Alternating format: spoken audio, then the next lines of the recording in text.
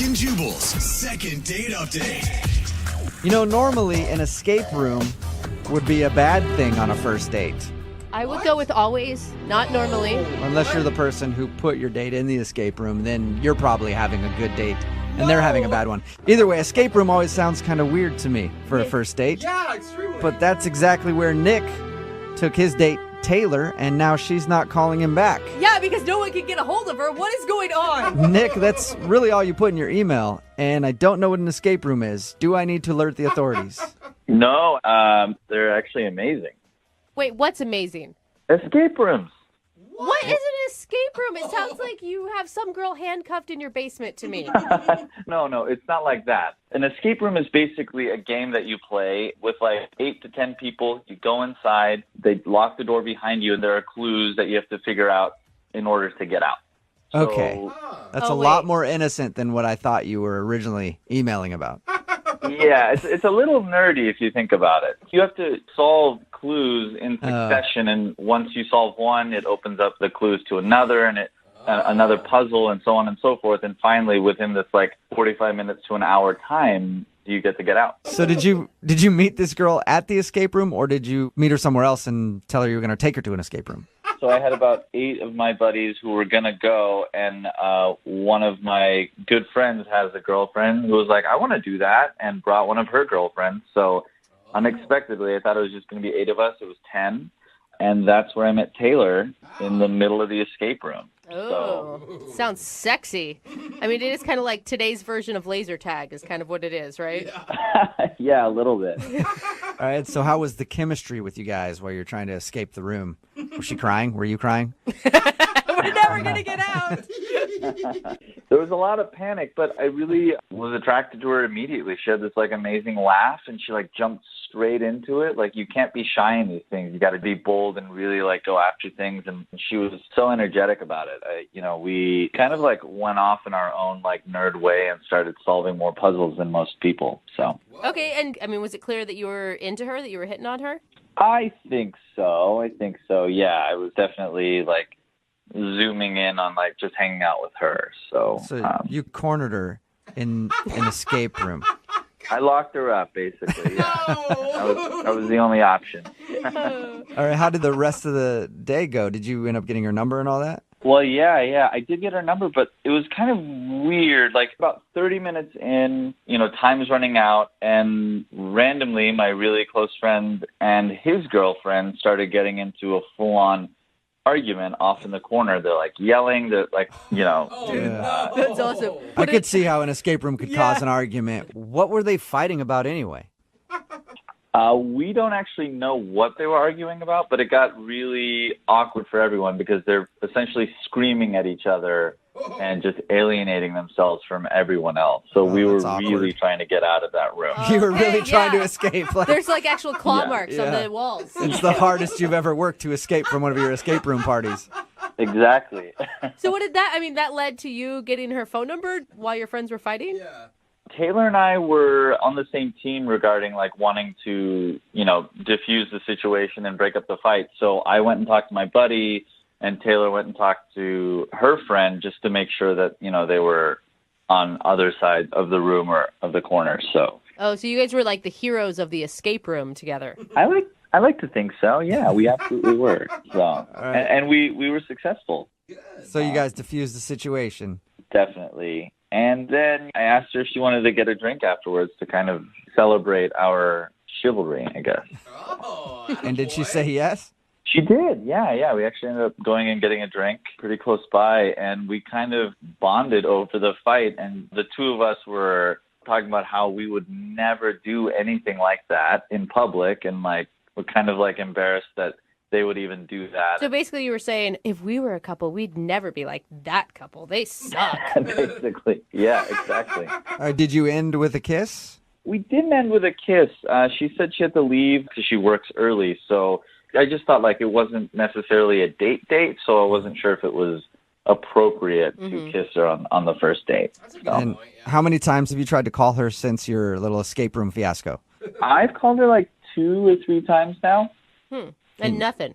Nothing, no. I even like talked to my buddy to see what was going on. He was trying to stay out of it. And he was like, this is all on you. You figure it out. So Wow, good friend. Yeah, no kidding. I don't know why that chick won't call you back. Dude, figure it out yourself. By the way, can you help me out with my argument with my girlfriend? got it. All right, well, we'll play a song, come back, call her, and get your second date update, all right? All right, thanks. Okay, I'm already a better friend than yours. All right, hang on. Moving 92.5. Brooke and Jubal in the mornings. Second date update. You guys ever remember the game 7 Minutes in Heaven?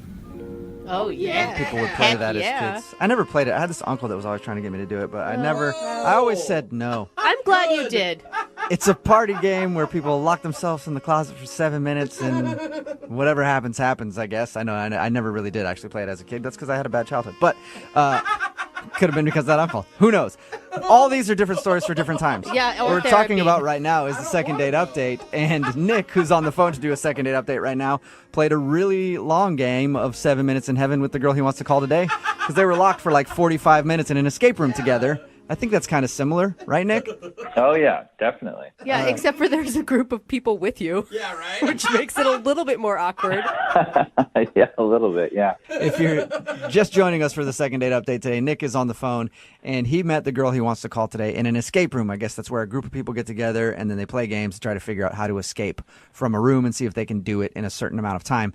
They met there, and then there was an awkward moment when a couple of their friends got in a fight with each other, a boyfriend and girlfriend, and then the two of them, Nick and Taylor, went over and saved the day and talked them down.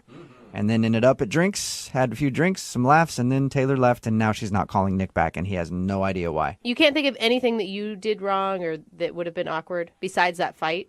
Yeah, no, other than the fight. We had a really, really fun time, and we clicked. All right, well, I'll dial her phone number right now, see if we can get her on the phone and get your second date update. You ready? Yeah.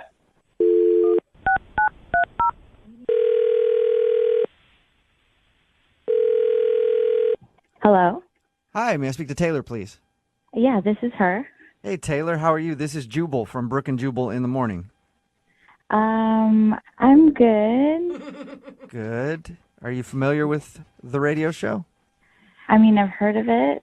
Cool. Have you ever heard us do something called a second date update? No.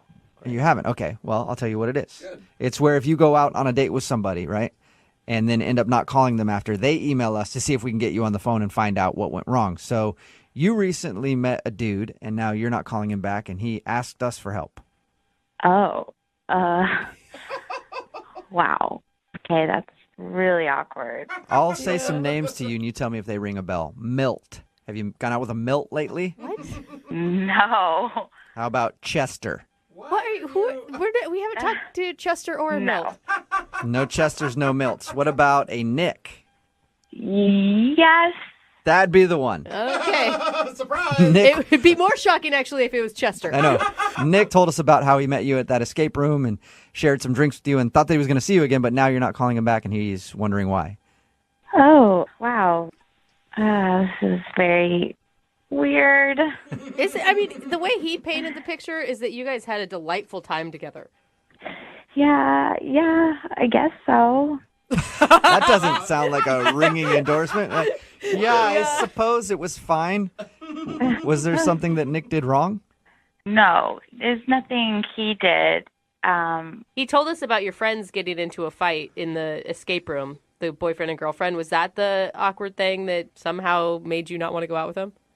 Oh, he told you about that? Well, he said that a couple of your friends got into an argument, and then the two of you went over to try to help smooth things out. Like you talked to his girlfriend, and he talked to his friend, and then everything was good. That's all he said? Yeah.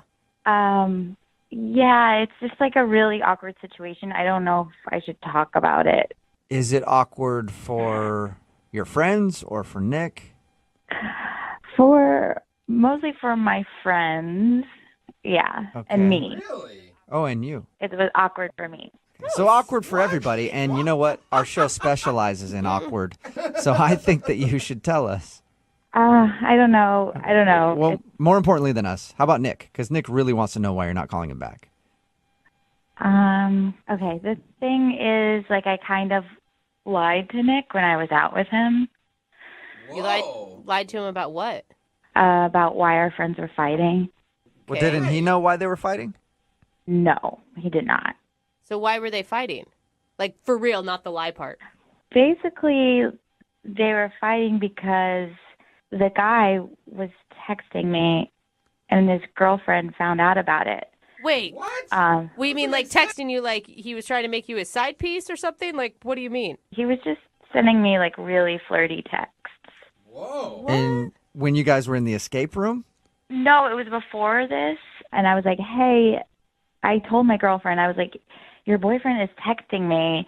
And she just decided to bring it up in the middle of this escape room. What?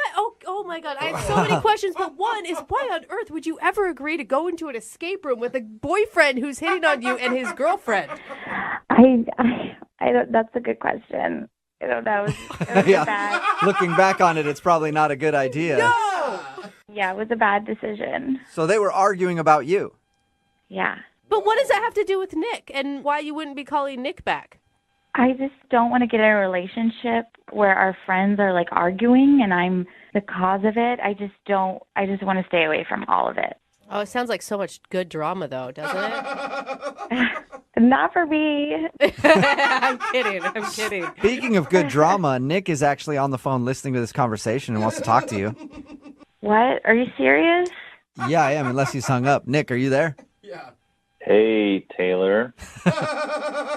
Hello. Hey. How's it going? Oh, fine. This is awkward. Yeah, everything's fine. You knew why they were fighting? And it was all because of you? Yeah, pretty much. Yeah. Why did you feel like you had to lie to me? I feel like we had a good time. Like, I just didn't want to involve you more than you already were involved because it was just so weird. And Nick, don't you think that's a positive thing? I mean, like, for once she was trying to, like, tamp down the drama instead of bring it up. yeah, I guess. It's just still a little suspicious. Yeah. Suspicious. What do you mean suspicious? I don't know. I mean, I don't know how you guys met. Like, are you guys still texting at all? And, like, is it still happening? No, we are not texting. No, Snapchatting? I do not. Using that None one. of the above. Oh, okay. And you were never texting with him, right? You were just a recipient. Yeah, I in no way encouraged him. Well, how can I know that you're telling the truth about all this? My buddy wouldn't just come on to you for no reason. Like, you would have had to have done something or encouraged it. What? Right? Okay, we're talking about Dan. Of course he would. That guy's a pervert.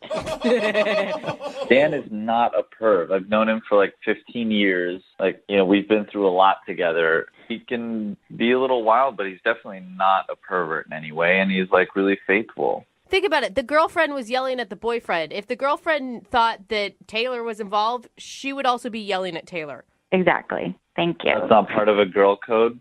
No, No. That just seems the way it is. Whenever somebody cheats, they always blame the person who their significant other cheated on with. Totally. Like, their significant other had nothing to do with it. I agree there. She'd probably be yelling at Taylor more than her boyfriend. Dan the pervert or whatever his name is. He's not a pervert. If I showed you some of the things he's been texting me, you would say something different. Oh, really? Eggplant emoji. So let me get this straight. You're saying you've never flirted with him. You've never encouraged him to, like, keep texting you, and you guys have never, like, hooked up or done anything? Like, you're the innocent person in this whole thing? Yes, that is what I'm telling you. And Nick, it sounds like you're trying to, like, pin her down and attack her for causing the drama. It just is, I've known Dan for so long. It just seems so weird that this would be happening. I don't know. I don't know what to think about it. I am telling you the truth. Your friend is a creep. He's been texting me. His girlfriend got mad.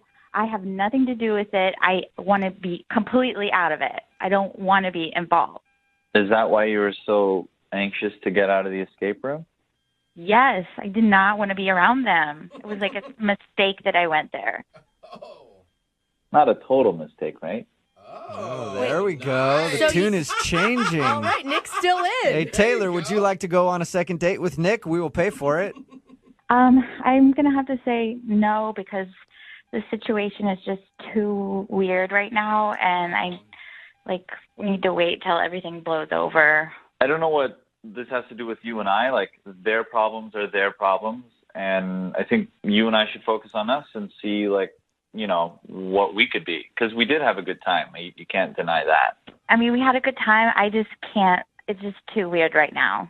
Taylor, I know there's all this drama going on between our friends, but I think there's something here, and that should be enough for us to go out again. Yeah. I think that means no. It's just too weird. Dang. I just think there could be something here. I mean, really, it sounds like everything just boils down to this other couple fighting. Don't you think that will blow over eventually, and then you guys could go out? I just still have to say no. No for now, right? Yes, no for now. Okay. So there's a chance at some point. Maybe one day. All right. Oh, yeah, Yay! maybe one I've never been day. so happy at the end of a second date. Brooke and Jubal in the morning. Text message at 78592 that says, poor guy started sounding really desperate at the end. And he actually really did. If you missed today's second date update, Nick wanted to call this girl named Taylor. They went to an escape room. I guess it's a room where you try to get out of it with a bunch of friends or whatever. And he was like bonding with this girl. And then a couple of their friends got in a fight. And that's when things got awkward. Yeah. We got her on the phone and found out the reason she wasn't calling back was because they were fighting, their friends, because the dude in that relationship was texting her, who also happens to be one of his friends. I hope you're following along. Yeah. This is very awkward. And love so triangle. she thought it was very awkward to go out with him when his buddy, who is in a relationship, won't leave her alone. Yeah. She said that she still doesn't want to go out with him, but at the end of it, he was like, so maybe there's a chance someday? And she was like, fine, yeah, someday, sure. Fine. We can go out. And then he was like, sweet. So Yes, small victory. good. There's a little tiny victory in today's second date update. Remember, if you want to do a second date update, all you have to do is email the show, and we will call the person who didn't call you back. Move at 92.5.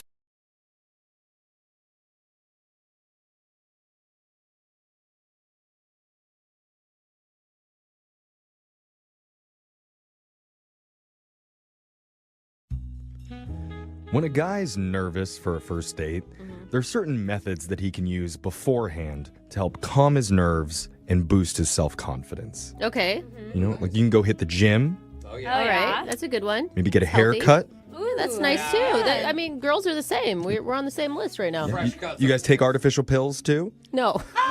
Oh, that's just That's guy thing? not. No. Or you can do what I do and watch replays of MTV Spring Break 2004 on VHS. Oh, yeah. Like a fine wine, Daytona Beach back then ages well. Does it? Oh, yeah. But one of our listeners, Nate, has a different strategy that he uses to prepare for a big date. And I've never heard of this before. I'm telling you, there's no way it's better than Daytona Beach 2004. So color me skeptical. But Nate, welcome to the show. Hey guys. Okay, I'm intrigued. He Yeah. piqued my interest. What do you do before a date? Well, I have hold to know. on. Wait, We'll- I need to know. We'll get to the pre-date strategy in just a second. But first, why don't you tell us about the girl that you went out with? What's her name? Carolyn.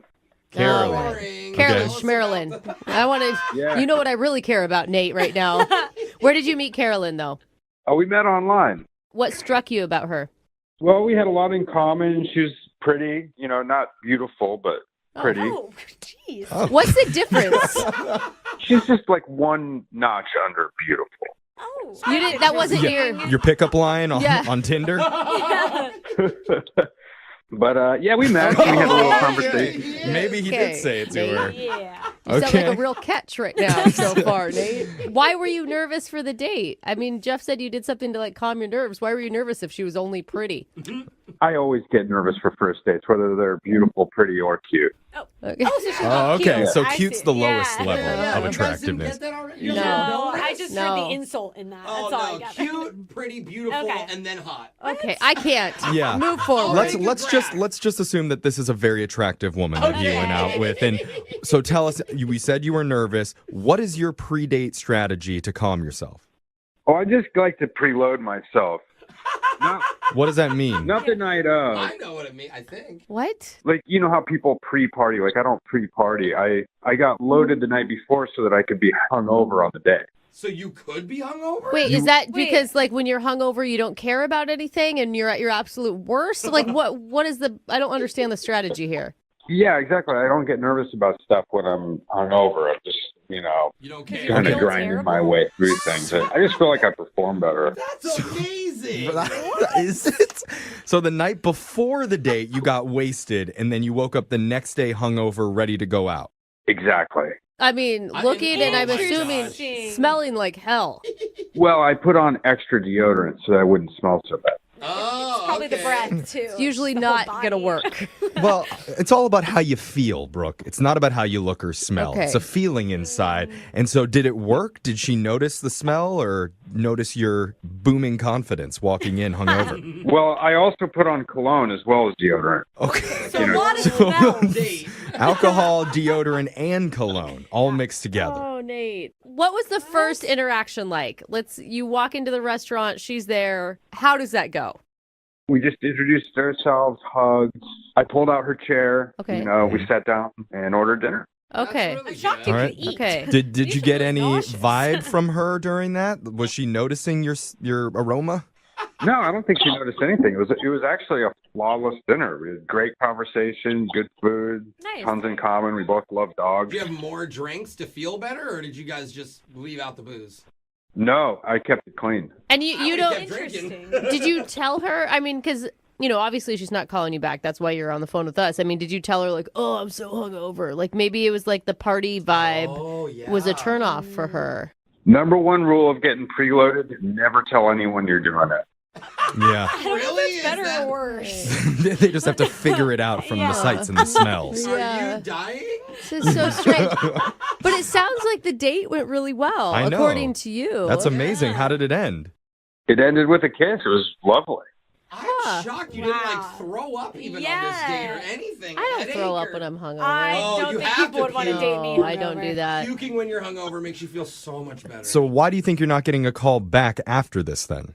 Well, she had mentioned that she had a birthday coming up, and I wanted to do something for her. Yeah. I didn't want to cross any lines or do anything like too crazy since we just met, but I shopped around and I got her a private spa package, and I just emailed it to her. Wow. Oh. Private spa wow. package. Those I mean, are it nice. sounds nice, but it's on the line of over the top. I mean, Right. the spas are nice. Only because you're getting naked and getting rubbed down. Like, I just... But not by him. I A know, but it's professional's still gonna do like, it. that's the thought behind But a you spa would still always accept is. the gift. Okay. Oh, for sure. I mean, Even if I wasn't going to go out with him again, I'd totally take it. I mean, So we all have our opinions on that gift. What did Carolyn think when you sent it to her?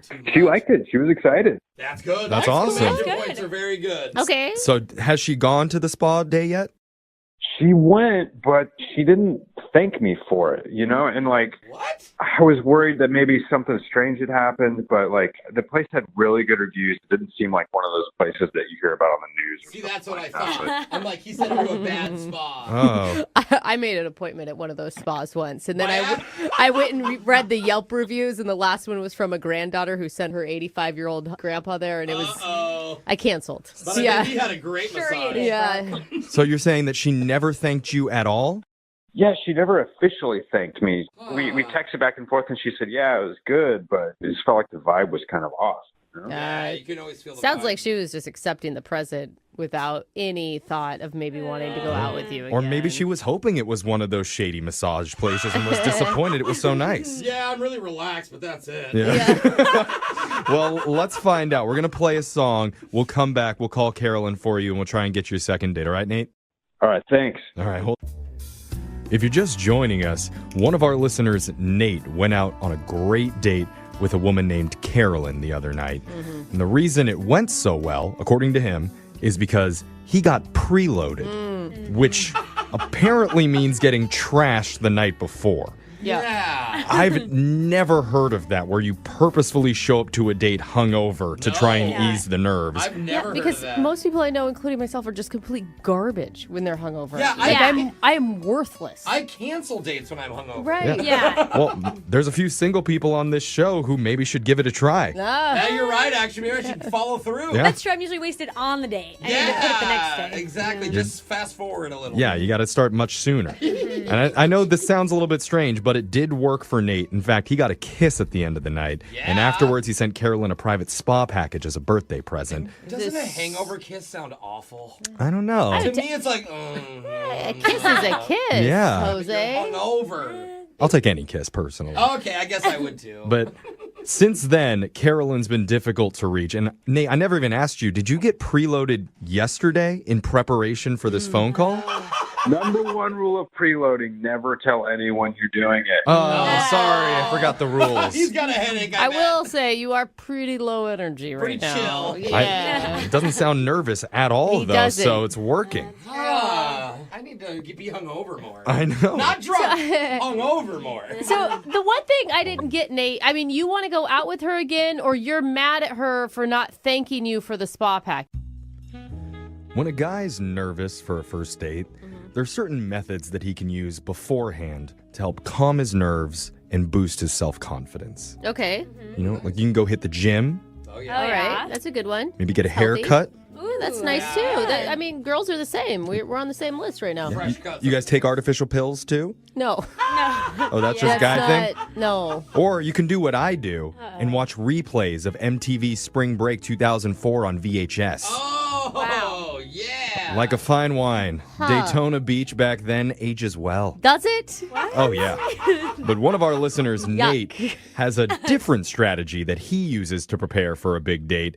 And I've never heard of this before. I'm telling you, there's no way it's better than Daytona Beach 2004. So color me skeptical. But Nate, welcome to the show. Hey, guys. Okay, I'm intrigued. He Yeah. piqued my interest. What do you do before a date? Well, I have hold to know. on. Wait, We'll- I need to know. We'll get to the pre-date strategy in just a second. But first, why don't you tell us about the girl that you went out with? What's her name? Carolyn. Carolyn. Boring. Carolyn Okay. Schmerlin. I want to. Yeah. You know what I really care about, Nate, right now. Where did you meet Carolyn, though? Oh, we met online. What struck you about her? Well, we had a lot in common. She was pretty, not beautiful, but pretty. Oh, jeez. What's the difference? She's just like one notch under beautiful. Oh, You didn't. That wasn't Your pickup line on, Yeah. on Tinder? But yeah, we met. We had a little conversation. Maybe he Okay, did say it to Nate. her. yeah. You sound Okay. like a real catch right now so far, Nate. Why were you nervous for the date? I mean, Jeff said you did something to like calm your nerves. Why were you nervous if she was only pretty? I always get nervous for first dates, whether they're beautiful, pretty, or cute. Okay. Oh, so she's Oh, not okay. cute. So I cute's see. the lowest Yeah. level Yeah. of You guys didn't attractiveness. get that already? No. No, I just heard No. the insult in that. Oh, That's all I no. got. Cute, pretty, beautiful, Okay. and then hot. Okay, I can't. Yeah. Move forward. Let's just assume that this is a very attractive woman that you went out with. And so tell us, we said you were nervous. What is your pre-date strategy to calm yourself? Oh, I just like to preload myself. Not, What does that mean? not the night of. I know what it means, I think. What? Like, you know how people pre-party? Like, I don't pre-party. I got loaded the night before so that I could be hungover on the day.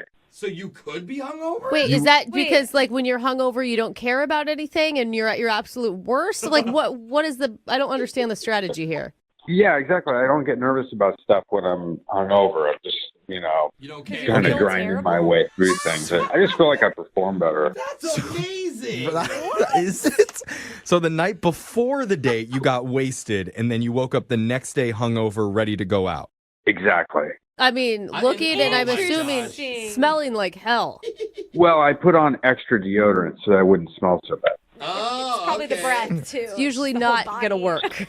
Well, it's all about how you feel, Brooke. It's not about how you look or smell. Okay. It's a feeling inside. And so did it work? Did she notice the smell or notice your booming confidence walking in hungover? Well, I also put on cologne as well as deodorant. Okay. So a lot of smells. Date. Alcohol, deodorant, and cologne all mixed together. Oh, Nate. What was the first interaction like? You walk into the restaurant, she's there. How does that go?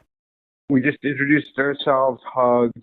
I pulled out her chair. Okay. We sat down and ordered dinner. Okay. That's really I'm shocked good. you All could right. eat. Okay. Did you should get look any nauseous. vibe from her during that? Was she noticing your aroma? No, I don't think she noticed anything. It was actually a flawless dinner. We had great conversation, good food, Nice. tons in common. We both love dogs. Do you have more drinks to feel better, or did you guys just leave out the booze? No, I kept it clean. And you I don't kept drinking. Interesting. did you tell her? I mean, because obviously she's not calling you back. That's why you're on the phone with us. I mean, did you tell her like, oh, I'm so hungover? Like maybe it was like the party vibe was a turnoff for her. Number one rule of getting preloaded, never tell anyone you're doing it. Yeah. I don't know if that's better or worse. They just have to figure it out from the sights and the smells. Yeah. Are you dying? This is so strange. But it sounds like the date went really well, I know. according to you. That's amazing. How did it end? It ended with a kiss. It was lovely.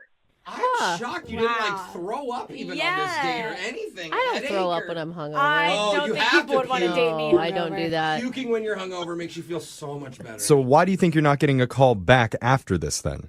Well, she had mentioned that she had a birthday coming up, and I wanted to do something for her. Yeah. I didn't want to cross any lines or do anything like too crazy since we just met, but I shopped around and I got her a private spa package, and I just emailed it to her. Wow. Oh. Private spa wow. package. I Those mean, are it nice. sounds nice, but it's on the line of over the top. I mean, Right. the spas are nice. Only because you're getting naked and getting rubbed down. Like, I just... But not by him. But I A know, but it's professional's still gonna do like, it. that's the thought behind But a you spa would still always accept is. the gift. Okay. Oh, for sure. I mean, Even if I wasn't going to go out with him again, I'd Exactly. totally take it. I So mean, we all have our opinions on that gift. What did Carolyn think when you sent it to her? She liked it. She was excited. That's good. That's awesome. Exclamation That's points good. are very good. okay. So has she gone to the spa day yet? She went, but she didn't thank me for it, and like, What? I was worried that maybe something strange had happened, but like the place had really good reviews. It didn't seem like one of those places that you hear about on the news. or See, that's what I something like that. thought. I'm like, he sent her to a bad spa. Oh. I made an appointment at one of those spas once, and then What? I went and read the Yelp reviews, and the last one was from a granddaughter who sent her 85-year-old grandpa there, and it was Uh-oh. I canceled. But I bet he had a great Sure you massage. did. Yeah. So you're saying that she never thanked you at all? Yeah, she never officially thanked me. We texted back and forth, and she said, "Yeah, it was good," but it just felt like the vibe was kind of off. Yeah, you can always feel the Sounds vibe. like she was just accepting the present without any thought of maybe wanting to go out with you again. Or maybe she was hoping it was one of those shady massage places and was disappointed it was so nice. Yeah, I'm really relaxed, but that's it. Yeah. Well, let's find out. We're going to play a song. We'll come back. We'll call Carolyn for you, and we'll try and get you a second date. All right, Nate? All right, thanks. All right. If you're just joining us, one of our listeners, Nate, went out on a great date with a woman named Carolyn the other night. And the reason it went so well, according to him, is because he got preloaded, which apparently means getting trashed the night before. Yeah. I've never heard of that, where you purposefully show up to a date hungover to try and No. ease the nerves. I've never heard because of that. most people I know, including myself, are just complete garbage when they're hungover. Yeah, I am worthless. I cancel dates when I'm hungover. Right. Yeah. Well, there's a few single people on this show who maybe should give it a try. Yeah, you're right, actually. Maybe I should follow through. Yeah. That's true. I'm usually wasted on the date. I need to put it the next day. Exactly. Just fast forward a little. Yeah, you got to start much sooner. And I know this sounds a little bit strange, but it did work for Nate. In fact, he got a kiss at the end of the night. And Yeah. afterwards, he sent Carolyn a private spa package as a birthday present. Doesn't a hangover kiss sound awful? I don't know. To me, it's like, A kiss is a kiss, Yeah. You're Jose. hungover. I'll take any kiss personally. Okay, I guess I would too. But since then, Carolyn's been difficult to reach. And Nate, I never even asked you, did you get preloaded yesterday in preparation for this phone call? Number one rule of preloading, never tell anyone you're doing it. Oh, sorry. I forgot the rules. He's got a headache. I will say you are pretty low energy right Pretty now. chill. Yeah. It doesn't sound I don't know if you guys ever think about this, but if a girl ever wants to see a guy again, there's a few go-to moves that they'll use sometimes to guarantee that they get a call back. Okay. Like there's the old leave the sweatshirt behind at his place trick. Oh. And then when it happens by accident, you're like, oh, now I just have to say goodbye to it. Or you fake like you sent a text to the wrong number. You know, Oh. like, oops, oh, sorry, I didn't mean to send it to you, but hey, now that we're talking. Hey, you. It's not a bad move. And then, of course, there's leaving a positive pregnancy test in the wastebasket of his bathroom. Whoa. That's like entrapment or something. Well, no, he's definitely want to call you, and he's probably going to have some questions and maybe want to meet up again. Let's hope. Yeah. Or he leaves town and he's a terrible father. Well, I'm just saying the last thing you want to do is be honest. Okay, or the last thing you want to do is fake a pregnancy. I don't know. You always want to be honest, Jeff. I'm saying, just try it. It works. And the guy in today's phone call thinks his date may have tried a little cat and mouse game with him to end up back at his place. And he was completely cool with it. His name is Nate. So what's up, Nate? Tell us about the girl that you want us to call today. What's her name? Her name is Chanel. Okay. Ooh, Chanel. Very fancy, high end. Where did you meet Chanel? Me and a group of friends, we got word of a spot up in the mountains, and we went up there. We spent a couple days. You got word of a spot up in the mountains? That sounds like in high school when I used to go to keggers in the woods. Like, is that what you're talking about? Yeah, it's definitely a party spot. It's like a little touristy area. There's good bars there, good restaurants. Okay. Nice. It's a little mountain town. Yeah, okay. Got you. It sounded like it was some secret meeting out in the woods. Someone's like, dude, these are the GPS coordinates. Just meet us there, Yeah. okay? But Chanel, she ended up being up there with a group of friends as well. So we ran into each other, my group of guy friends, group of girlfriends. Mm-hmm. Right. So we end up pretty much, by definition, hooking up that night. What do you mean by definition? What definition do you have? Well, some people might have different definitions of hooking up. So what's yours? Well, are we the home run? Are we where are we at? We're asking you. No, I don't understand your analogies. I hit a home run. That's we'll leave it at that. Okay. Okay, All right. that's fine. Let's move on. So after you hooked up, is that what happened? Well, we're pretty much from the same town. So we ended up kind of exchanging numbers, and, I got back home, gave her a call. Well, we chatted for a bit, and then we kind of set up a time and a date to go out and hang out. So Okay, so how was that? So we went out to a small place, kind of an outdoor bar, fire pit, kind of relaxing, nothing uptight or anything. Okay. Yeah. And what was your interaction with her like? Did you guys connect? Yes. So hung out, had a couple drinks. We got to know each other a little better through talking to each other. Oh, that's good. That's nice. There's a positive. Okay. So it got around like 10 o'clock. We got back to her place. I was dropping her off. And, I'm going to wait until she gets inside so I can kind of see her door from where I am in the truck at her apartment building. She's not getting in. So she comes back down, and she says she's locked out. Oh, you think that's an excuse? Yeah, well, I don't know. I mean, she had two roommates. She said both of them weren't home. Both of them weren't answering their phone. So I'm kind of like, I see where this is I going. don't know, man. I mean, if you're a girl, wouldn't you think your roommates would Nate, it doesn't have anything to do with her being locked out. She wants to hook up with you, man, and you didn't ask her. You already hooked up once. She assumed, dude. I mean, that's the assumption, right? Yeah. Like, if you've already done it once, you're going to do it again. Well, we didn't really hook up. We just, we hooked up, remember? Oh, right. Now I'm more confused again.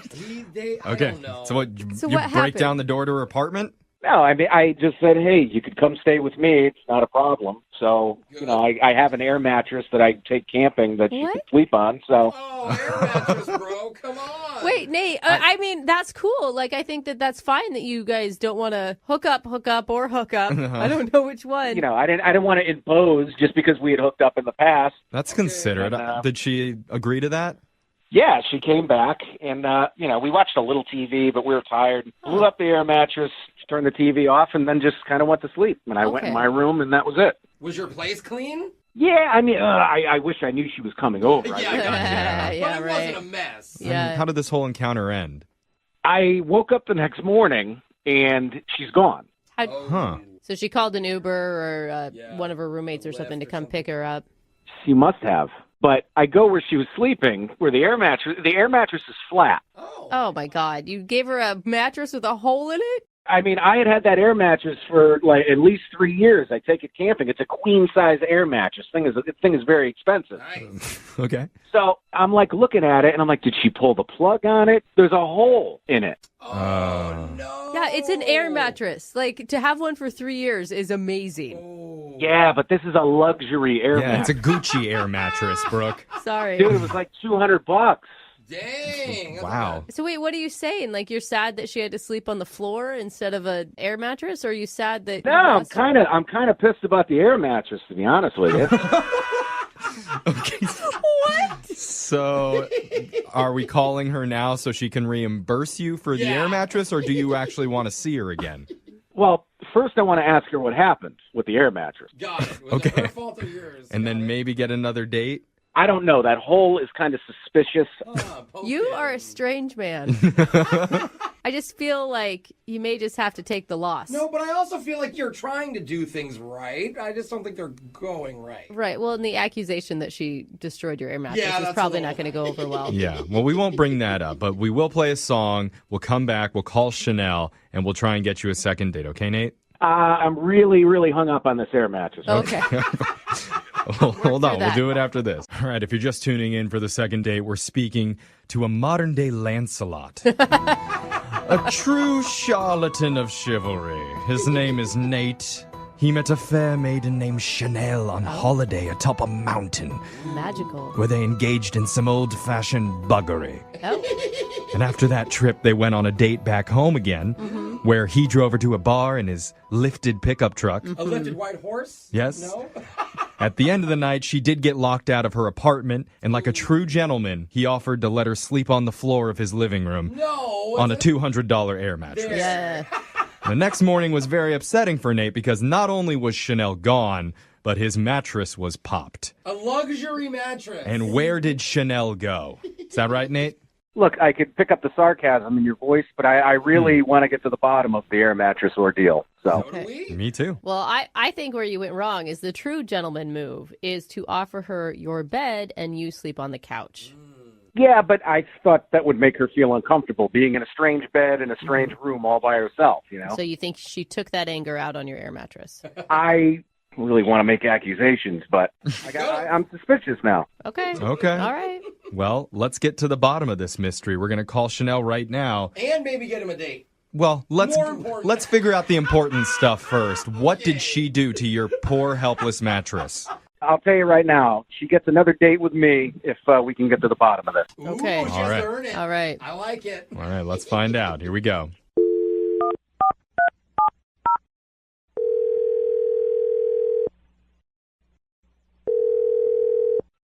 Hello, Hi, can I speak to Chanel, please? this is Chanel. Hi, Chanel. My name's Jeffrey from the radio show Brooke and Jeffrey in the Morning. Do you have a moment to talk with us? Okay, what is this about? This is about a segment that we do called Second Date. That's where if you go out on a date with someone and afterwards, if they're not calling you back, you can reach out to our show and we'll call them for you to try and figure out the reason why. Okay, so somebody called you about me? Yes, You're quick, Chanel. I know. I'm going to say that right now. Sometimes we spend like 10 minutes Yeah. trying to explain how this works to people. Seriously, And wait. we're like, no, seriously, they want to get in touch with you. But Radio. the guy that emailed us about you, his name is Nate. Oh my God, are you kidding? I am not kidding. Oh, was that good? Oh, It man, totally sounds like something Nate would do. Really? Oh. Yeah, Nate told us about your interactions together, and he seems like an interesting guy. Yeah, he is quite interesting, a little awkward. Okay. But- I mean, it sounds like you guys spent a lot of time together from what he told us. In fact, he said that you guys hooked up, but not hooked up. Just, we couldn't really tell what he was saying, honestly. Depending on the definition. It was he something said. in the mountains. Yeah. You may have kissed, we're not sure. We didn't really hook up in the mountains, and I could tell that maybe he was a little nervous, and I wanted to give him another chance. He's cute, he's charming in like a weird way, Yeah, it's unique. but even after the second time, and we had some drinks, and I thought he'd loosen up a little bit, I started to think that maybe he wasn't into me, or maybe he was a virgin, because he just was so awkward. He didn't touch me. He Well, I think he was just trying to be like polite and be chivalrous and not take things Right. too quickly. But you can do that. You can do that and still like Be cool. understand when someone's blatantly hitting on you. I mean, what was going through your head when he was blowing up the air mattress then?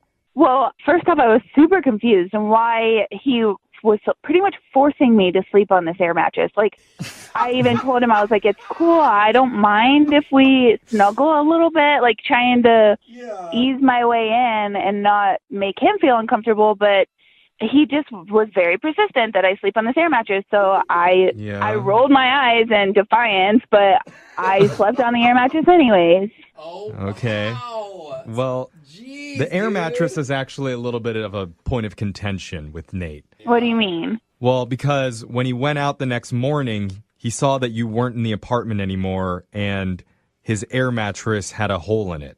Yeah, it lasted like 3 minutes. I slept on it. I rolled around a little bit. I could hear the air wheezing out of it as I was laying on it. Oh, and you just know it's going to be a terrible night. At what point did you leave? Did you wait till you were fully on the ground, or did you bail on the air mattress before it was fully deflated? Well, there's a little bit more, I guess. I don't know if I should even indulge, but I feel like at this point you guys know everything. So I did get up, maybe a half hour afterwards. I was just super uncomfortable on that air mattress, and I was going to go sneak into his bed. We kind of fooled around a little bit in the bed and hooked up, and I thought, that maybe he just needed me to make the first move. Yeah. Yeah, sounds like it. Yeah, well, the next morning when I woke up, I rolled over, and it was not Nate. It was his roommate. What? Wait. Hold on. What happened? So I thought that there was only one bedroom. Apparently there were 2 bedrooms.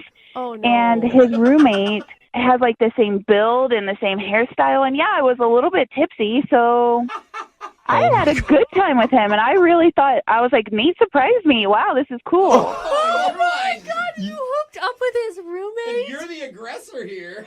And you didn't realize till the morning. Yeah, the next morning, and the sun rays were coming through the curtains, and I obviously made a mistake, and I realized I made a mistake, so I called my roommate to get me the hell out of there. Can you imagine the roommate coming up like, I had the weirdest dream last night, you guys? I mean, he just went with it. That's the thing. The roommate just went with it? Dude, he didn't stop you and tell you? Or I mean, I don't remember him trying to tell me. He definitely didn't try to stop me. I don't know, but I didn't tell Nate because, one, I think it'd break his poor heart.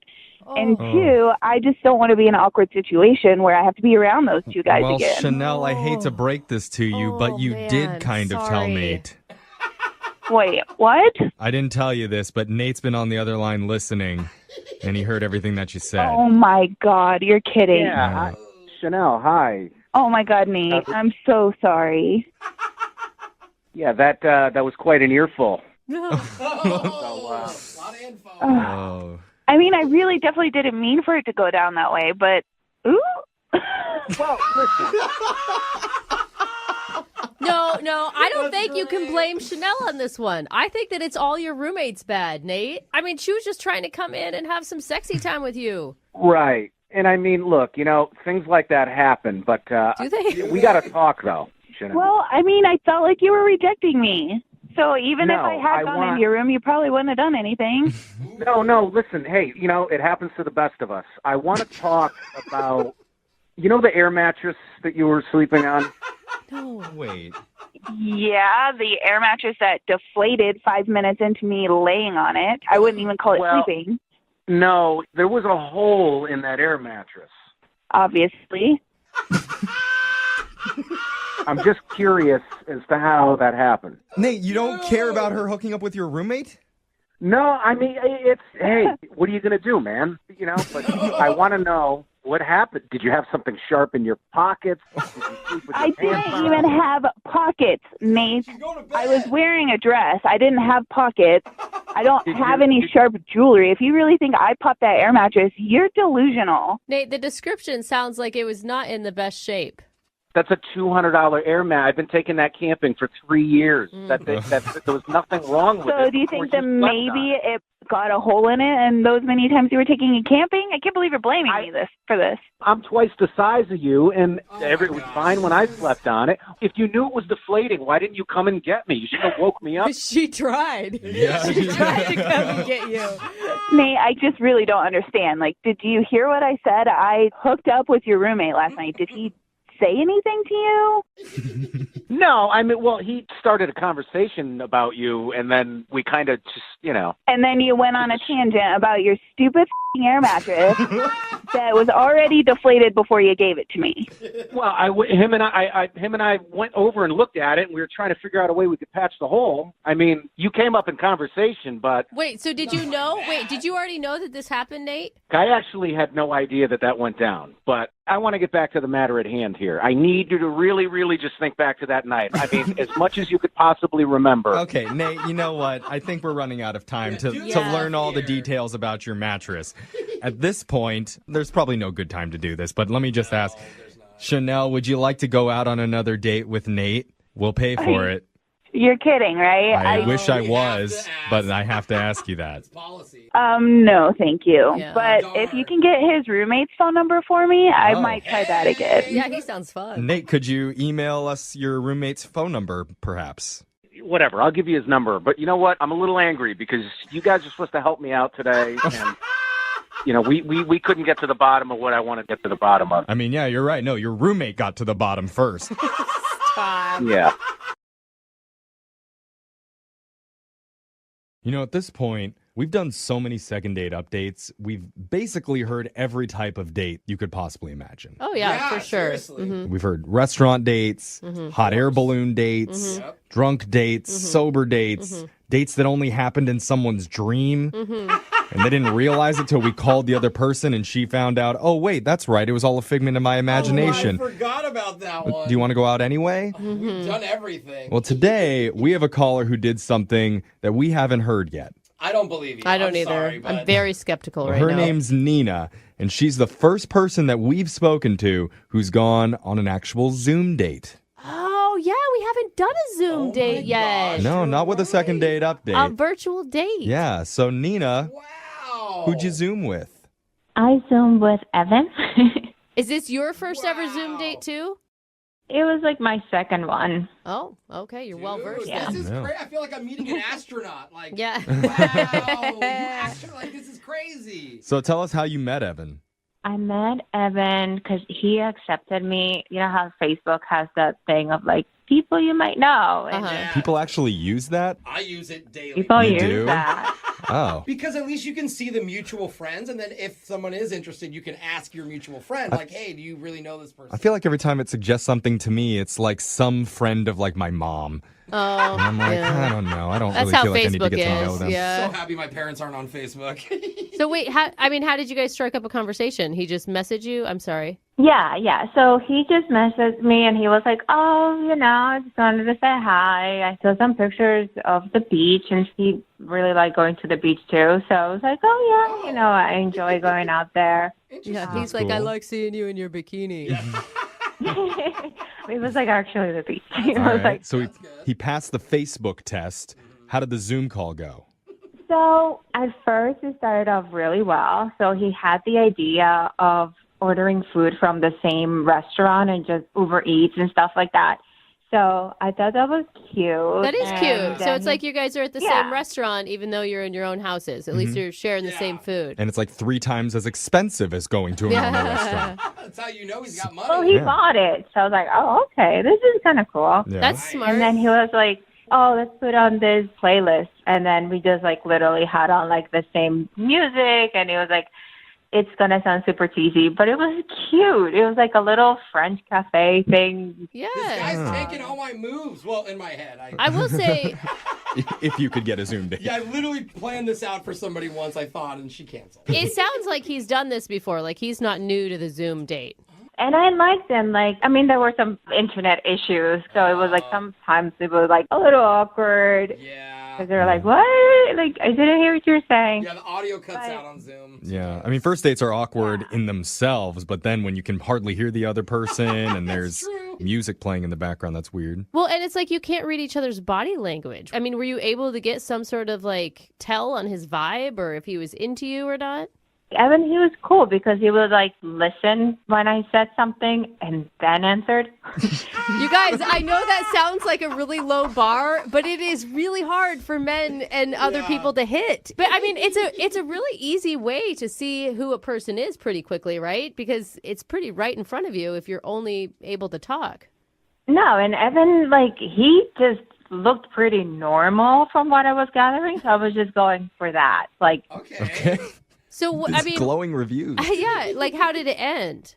This is the weird part that I was not expecting. Oh, no. We were talking about paddleboarding because I was telling him that I wanted to go out there. And all of a sudden he stops and looks down and he's just like, oh, I got to go in a few minutes. So wait, was Okay. he looking down like at his phone, or did he just look down naturally, like ashamed of something? I mean, he was on his laptop, so I'm assuming it was his phone, but he just like, like when you have that look in your face, like, oh, crap. See, I can't swim, so I would be like, oh crap. Oh, that's too. why you had brought up the Yeah, ashamed part. I was yeah. like, Okay. why Oh, are people looking down paddleboarding, ashamed? I can't do that. He had a bad experience with a paddleboard in his past. Yeah, that's what I'm like a saying. paddleboard snuck into his room one night and like touched him. You got, what? Oh my, we are so far off right now. I hear a lot of paddleboard stories like that. So What did you think it was? Why did he have to go so quick? I don't know. Like, we didn't even get to dessert, and I'm a sucker for, like, chocolate cake, and we had, like, finished my meal. I was like, okay, bye. We have one more course. I think the obvious question in this situation is, were you wearing pants? Because that can really affect how the date goes. You know what? I'm going to say no, because I was wearing a dress. Oh, trick question. Well, and it's and a Zoom call. Wouldn't a guy stay on the line if you weren't wearing pants? Like, that wouldn't make a guy look down in shame and leave. I don't know. It depends on what was happening down below that screen for him. He's like, uh-oh, I gotta go. Oh, below his screen. Mhm. I see. So who knows? Oh, yeah, I don't know that. What do you think it is?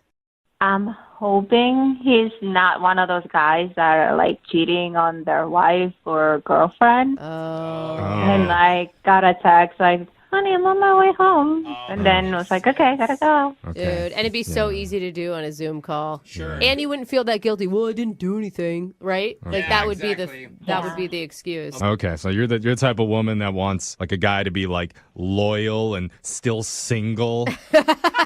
Judgy. She does have pretty big demands. Oh God, okay. I mean, like, that bar is so low right now. Well, let's see if we can push it down just a little bit lower. We're gonna play a song. We'll come back. We'll call Evan for you, and we'll try and get you a second date update. Okay? Okay. All right, hold on. If you're just tuning in for the second date update, one of our listeners named Nina met a guy named Evan over Facebook. And apparently Evan checks all her boxes. He's got a mouth that he can talk out of. He's got ears that he can listen with. 2 of them, actually. And he uses them. Yeah, a lot of guys just have the one and they don't even use it. But this guy has both ears, knows how to listen. Do you know how many ladies are turned on right now? I know. Just you saying this. Plus, he's got decent but still kind of spotty Wi-Fi in his apartment. Hey, what is this, Leonardo DiCaprio? Yeah. He's a real charmer.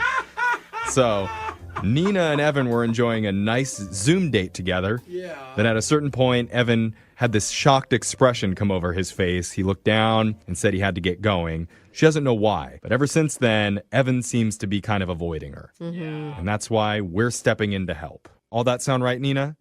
Yep. That's Okay. about right. You know, how are you feeling going into this? Because, I mean, you found a guy who listens to you. That feels like there's a lot on the line right now. That's it. I mean, I'll take what I can get. Are you nervous? Are you excited? What do you think? I'm nervous. I don't know what happened. I'm hoping he's not, like, married with 3 kids. I don't know. Yeah. It does sound too good to be true. The way does. Jeff described him, there's got to be something wrong with him. But I do think I'll take what I could get should be the new slogan for some dating app out there. Maybe it should be for Plenty of Fish or something. Like, I'll take what I can get. All right, Nina. Are you ready to call Evan? Yes. All right. We'll Oh, take. wait, are we zooming him? No. No. We're gonna take what we can get right now. We're gonna call Evan. All right. That really is a good name. I'm gonna dial the phone number right now. Here we go.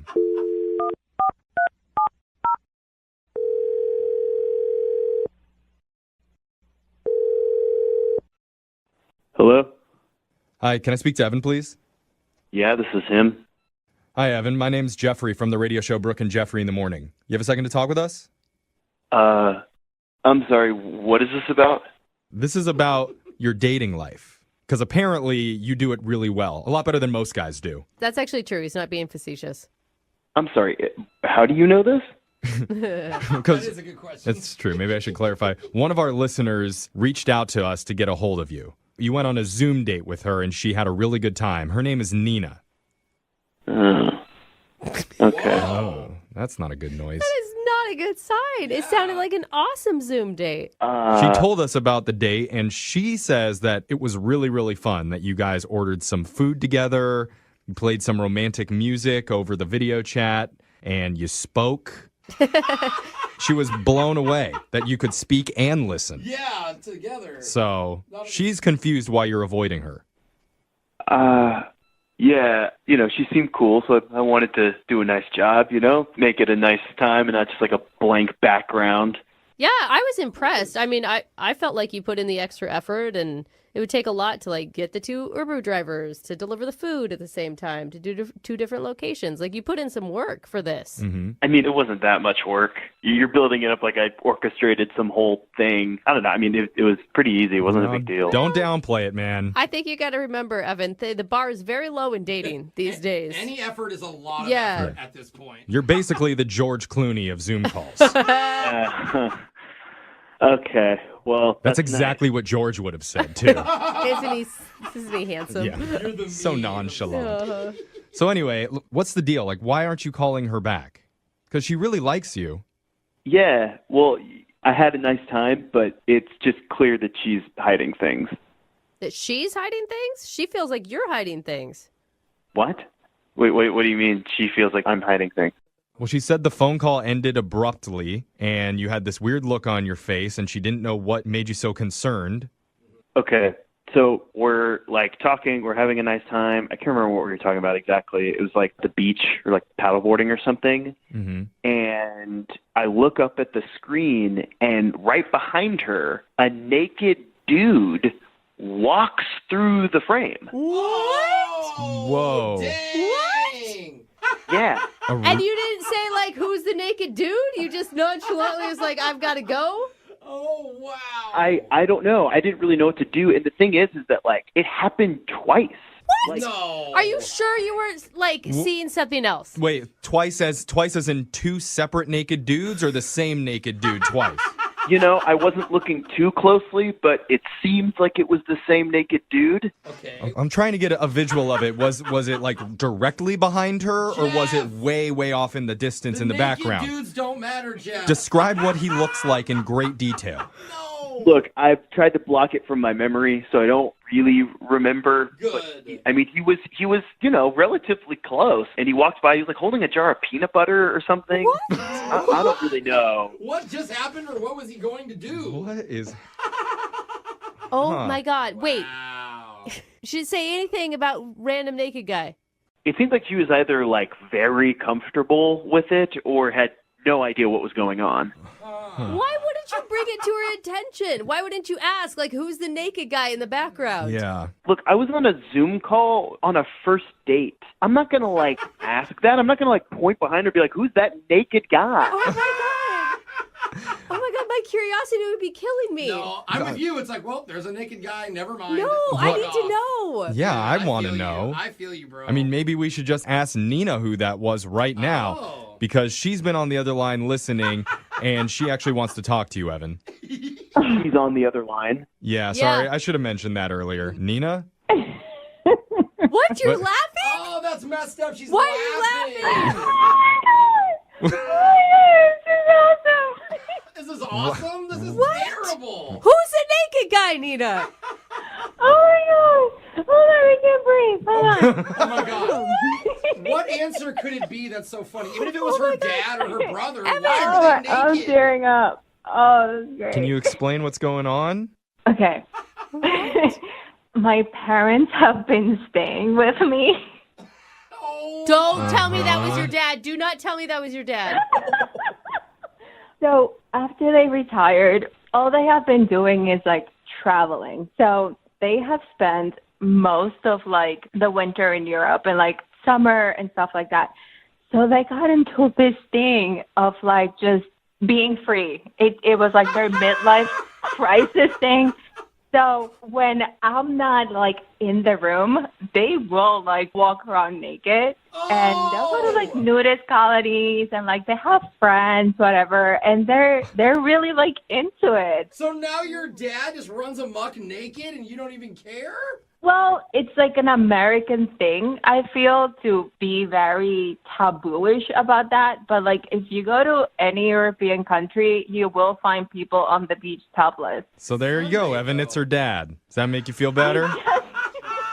Dad, you're telling me that your dad was walking naked through your Zoom call? I'm okay, sorry. I'm like, I didn't know you could literally see down the hole. Like, my house is pretty big. Like, oh my gosh, I'm so sorry. I'm speechless. Evan, this isn't necessarily a bad thing, okay? She's close with her family, which is good. Mm-hmm. They may need to work on some boundaries, right? If you were to end up dating her. My parents don't live with me. They don't live with me, okay? They were visiting. But, yeah, and she's a real free, liberated spirit, which is a fun person to date. I'm just saying, Evan. Okay, you guys are just believing her, but how do you know that she's, like, telling the truth? I've only been on one Zoom date with her. I haven't even seen her in person. Like, I don't know. I just feel like I'm getting set up here. I feel really uncomfortable. Honestly, like, if it's a large, old, white guy, that was my dad. I don't know what else to tell you. Like, it's not something that, you know, my parents are at that point, like, they're older. They had me when they were older, so they will do whatever the hell they want. All right, well, maybe the answer to this is for you guys to do one more Zoom date. And then we have Nina, you bring your dad back on, totally naked. Oh my God, he Make would sure you love have the it. peanut butter jar around just to make sure that we can get a perfect comparison. And then Evan will be able to tell for certain whether or not it really was your dad the last time. That is so not My dad has a sick sense of humor. He would totally do it. I mean, if you're willing to do that, we will pay for the peanut butter. Come on, Evan. I think you should say yes. Honestly, she has such a good sense of humor. If she promises not to do the naked dad thing again, then, yeah, I'll do a second Zoom date. Okay, that's good. All right. This is where dating's at. If you promise not to do the naked dad thing again, we're cool. butter. We're cool. Oh my God. Well, there you go. Congratulations, Nina. You got a second date. Oh my God. I'll make sure my dad wears pants. Okay, yeah. And make sure, let's get your mom naked on the next Zoom call, okay? We want the whole family. Oh, no, thank you. Brooke and Jeffrey in the morning. Weekdays 6 till 10. 1049 Virgin Radio.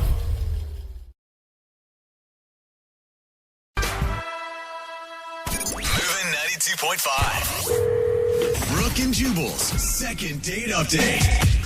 Chase is on the phone with us. He wants to do a second date update on a girl that he met named Stacy. In his email, it says that he just moved up here from LA and has started trying to date and meet people. Chase, how are you? Great. How you doing? Good, man. So you just moved up here from LA. How long you been here?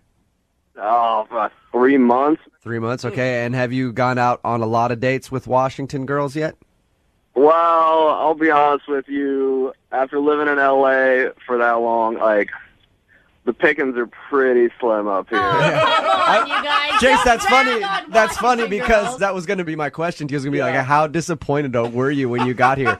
Because I moved up here from LA like 10 years ago, and let me tell you, man, it is not the same. Hey, you guys be nice. We may be a little bit more pale and not so up on fashion, but we're nice and we like hiking and True, Brooke. and pumpkin spice lattes, and we look damn good in flannel. So Yeah. back up. And they I don't. can see that. Yeah, I can see that. All right, well, first of all, obviously, you liked the girl that you want us to call today. Tell us a little bit about her. How did you meet her?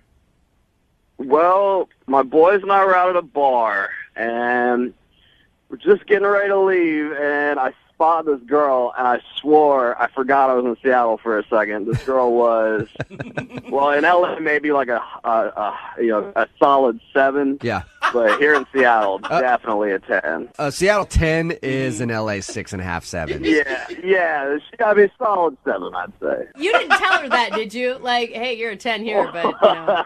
No, I was saving that for the second date. Yeah. Okay. To go like, hey, Man. I just moved up here, and you know what? You'll do. So he went up and talked to her and asked her out, obviously. What'd you guys do for your date? I don't mess around. So, first date is always 5-star, surf and turf. Wow. I take care of them, So I went. I dropped a fat stack on gosh. dinner. We had a great time. You know, all the works, everything, wine and dine. Do you brag about how much money you're spending on dinner throughout the night as well? I mean, they know. You know, I make it very clear. If you're taking her to a place that's nice, she probably knows how much it is. I personally think you should throw it in her face, but hey, that's just me. It's just kind of how I do things. So, did she like dinner? She loved it. I mean, she was willing to go to a second location with me, so clearly she was into it. Was the second location your house or her house? No, it was a warehouse. I'm building out into a nightclub. Okay, that's kind of creepy. All right, yeah. Well, you're building it out into a nightclub. I'm glad you finished with that. Just when you first said, I'm taking her to a warehouse, I was like, dude, that's not appropriate behavior on a first date. So you're building a nightclub. Yeah, well, you know, women like men with a future, with prospects. So I wanted to show her, you know, I'm a professional. I will say, I think it's nice when you are excited about something and you share your passion. What was her reaction at the nightclub or the warehouse? Funny you say that. It was a little weird because she seemed a little nervous before we walked in and she saw the build out. Yeah, she sees the outside of a warehouse and is like, I don't want to go in there with you. Yeah, she seemed a little off. But, you know, once we got inside and she saw that I knew what I was doing, she saw that I'm a professional and I'm successful and I'm serious about what I do. I have passion. Okay, so you were kind of trying to show her that if she dates you, you're not just some loser and you have a good job and you're trying to open a nightclub. Yeah. Were you really cocky about it though, or were you just like, hey, you want to check out this nightclub that I'm trying to open? I mean, you know, it's hard to show somebody something like a nightclub and be shy about it. You know what I mean? Like, I put a lot of money and a lot of work into this. Yeah, it's just strange. It would be like me bringing a date to my place of business, right? Yeah, but you're on the radio. Like, if you took me to a radio station after our first date, I would think that was a little bit weird. Yeah. I'm a promoter. No, you know what? Part of the nightlife. It's true. If you're opening up your own nightclub or restaurant or something, that's cooler than being like, hey, you want to come see all the buttons that we have in the radio studio? Yeah, right. That I would, you know, if I were on a date with you, Chase, and you took me to your place that you're opening up, I'd be interested in seeing that, you know, because it's kind of interesting to see how these things are built. Yeah, I mean, she seemed to enjoy it. She seemed really enthusiastic about it. I mean, that's kind of why I'm confused why I haven't heard back from her. Okay. How did the evening end? We kissed at her doorstep, and, you know, I tried to get inside, but she said maybe another time. And, Okay. But she did say maybe another time. yeah, I mean, she seemed sincere, but, you know, 5 days later and 7 texts, and, you know, I haven't heard from her. You haven't heard anything? Not even like, hey, I just am busy? Not a word. All right. Well, we'll play a song, come back, call her, and get your second date update, okay? I appreciate it. All right, man. Hold on.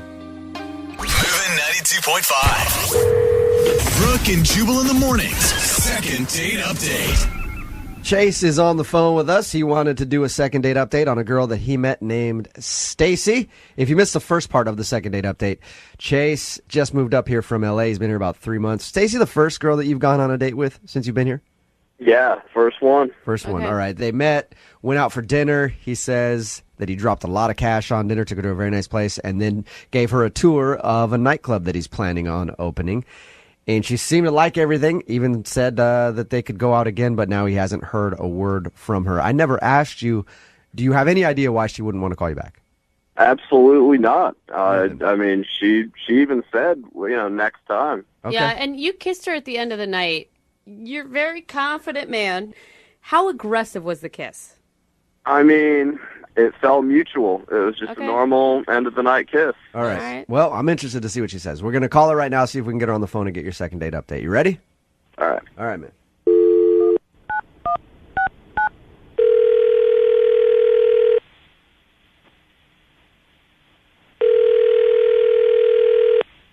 Hello?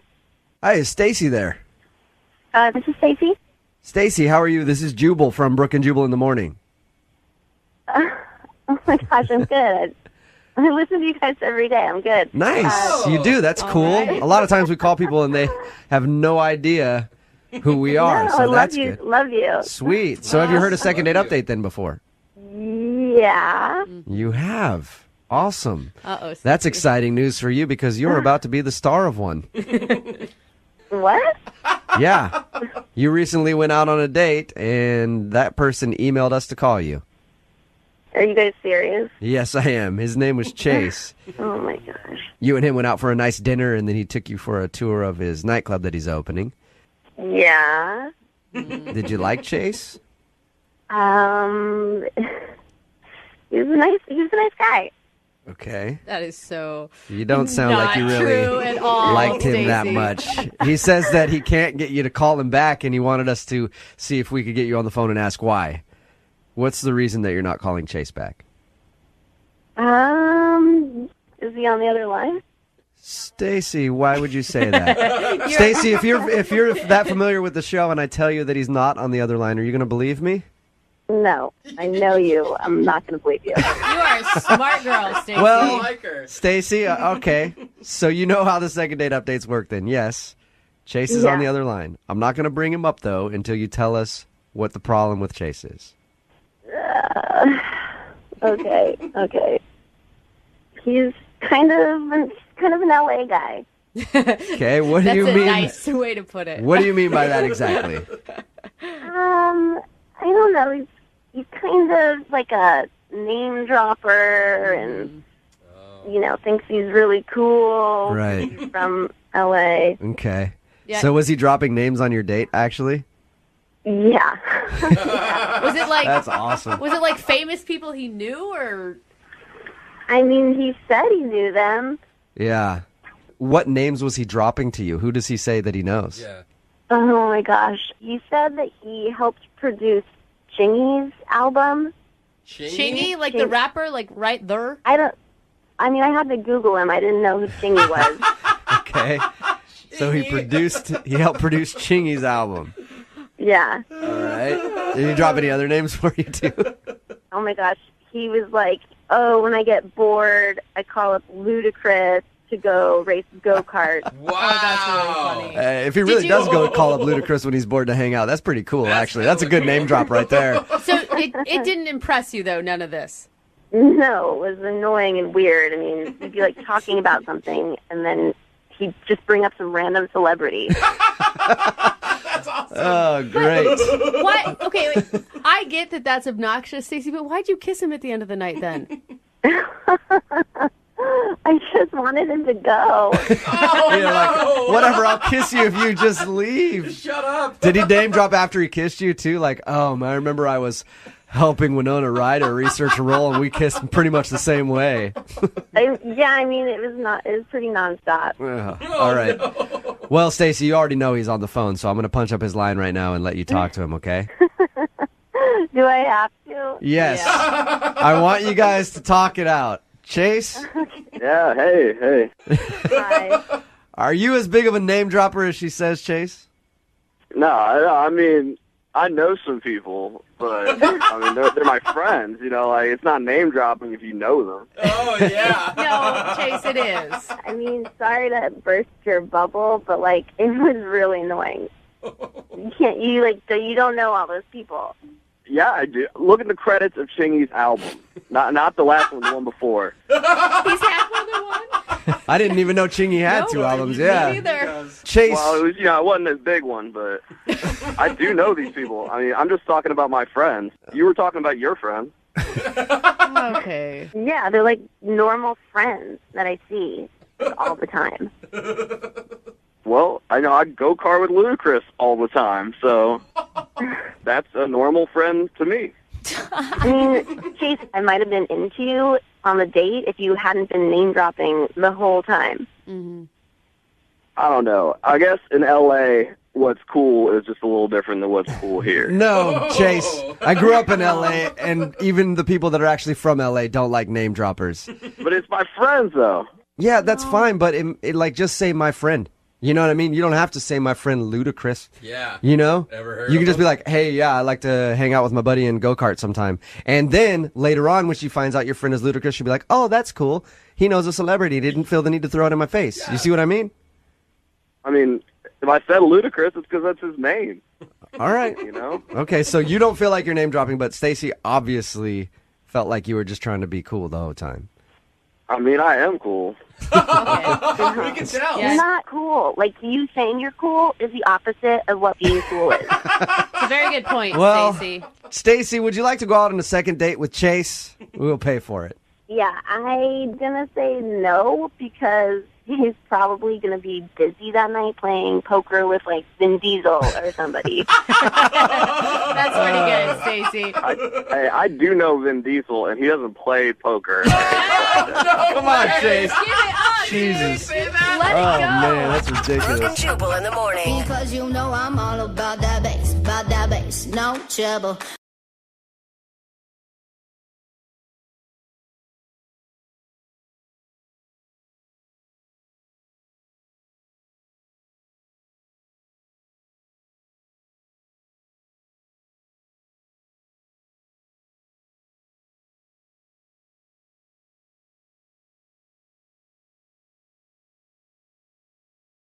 Moving 92.5. Brooke and Jubal's second date update.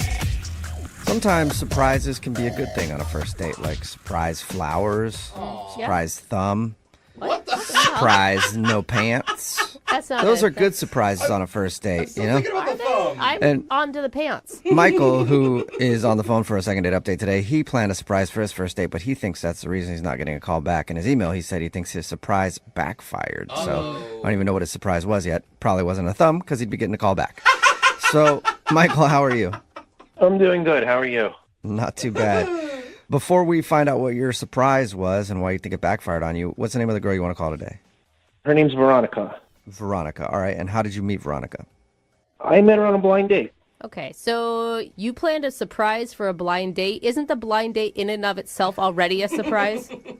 It was, but my friend had told me that she likes cats, and I have 4 of them, so I figured, why not bring them along? All of You're them? bringing your 4 cats along on the date? Well, why not? She said they like cats, so I'm like, okay, she likes cats. Hold up. How do you even do that? Do you put them on leashes? What are the logistics of bringing 4 cats on a date? Throw them in a duffel bag? Well, I put them in their cages and then brought them in the car and then open up the cages and then kind of let them roam free. I mean, they're pretty well. What was her reaction to all this? Oh, I mean, she was happy. I guess she was happy. She's like, "Oh, you have your cats here," and I'm like, "Yeah, you like cats?" She's like, "Yeah." So, I assumed everything was good. So she wasn't. She didn't. She wasn't confused by the fact that you picked her up with a bunch of cats in your car. She liked it. Well, she was surprised by that, but I think it was a good surprise until everything backfired. How did it backfire? Well, Herbie got sick. I mean, he's got hairballs. I mean, this just happens. He's always hawking things. So Herbie just had a little accident, as Herbie does. And yeah, I mean, when you're driving and a cat has an accident in the back seat, you really can't fix it up exactly at that moment. So oh my gosh. It was kind of smelly, but I opened the windows. That is so gross. Okay, so now you're on your blind date. You showed up with surprise cats. And one of the cats puked in the back seat, so you're driving around, and the car now smells like cat puke. Yep, something like that, but I opened the windows, like I said. Did she ask to go home right then? No, not at that point. She didn't ask to go home, but we kept on going while Herbie was, violently sick in the back seat. Okay, What did you do? Just leave a puking cat in your back seat while you wait inside and ate? It's in a cage, Brooke. Oh, no. The good news is he stopped puking by the time we got to the restaurant. So once we, got out of the car, I rolled down the windows a little bit, gave them some air, and, they were having a good time. Okay. So how was dinner then? Dinner was good. She was a little standoffish. I mean, she seemed to, kind of be genuinely concerned about the cats. Okay. That seems like a good sign that she was generally concerned about the cats because, I'm not going to lie, if I was in her position, I probably would have been done with the cats and you at that point. Oh. Well, the cats, they're number one in my life. So her concern was great, but by the 6 or 7 times she was mentioning them, so we kind of sped through dinner a little quickly, and, we made our way back outside because, she wanted to make sure that the cats were okay. Okay. So by the time we got to the car and everything, I looked inside. They were okay. They were, wagging their tails. Herbie was sleeping. He had a little bit of spittle still in his mouth, but he was okay. Okay. Oh, gross.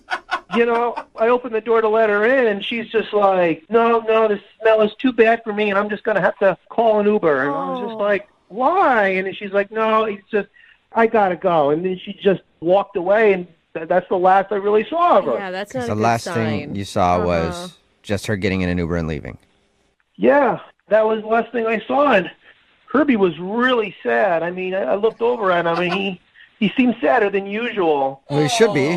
He ruined your date, Well, Herbie didn't ruin my date. I mean, it's not his fault. I don't want to blame him. Okay, yeah, he might be listening. I don't want to hurt his feelings. So, have you tried texting her since? Have you tried to talk to her? I did. I sent her a few text messages, used a lot of cat emojis. Oh, no. But she didn't respond or anything. She didn't even ask how Herbie was doing. Okay, I'm going to tell you. wow. Rude. You need to slow down on the cat stuff. I mean, just for your own dating life. Yeah, you kind of took something and ran with it. You sound really kind, really sweet, and I bet you have great conversation. I mean, she's not calling you back because of the cats, right? We understand that. Well, you don't know that for a fact, and I believe in my heart those are the ones that are meant to be with me. I'm supposed to be paired with them. Aww. So I need somebody in my life who understands my cats. Okay, well, we'll find out if she understands your cats. Because we'll play a song, we'll come back, and we'll call her and get your second date update, okay? Okay. All right, hang on. Moving 92.5. Brooke and Jubal in the mornings. Second date update. This is normally the time I try to think of something crazy to make up about the first date that a couple went on, but today I don't really need to because the first date was weird enough. I don't have to be weird about it, which is nice. If you're just joining us for today's second date update, Michael is on the phone and he wants to call a girl named Veronica. He was set up on a blind date. He showed up to pick her up and he brought along his cats because he heard that she liked cats.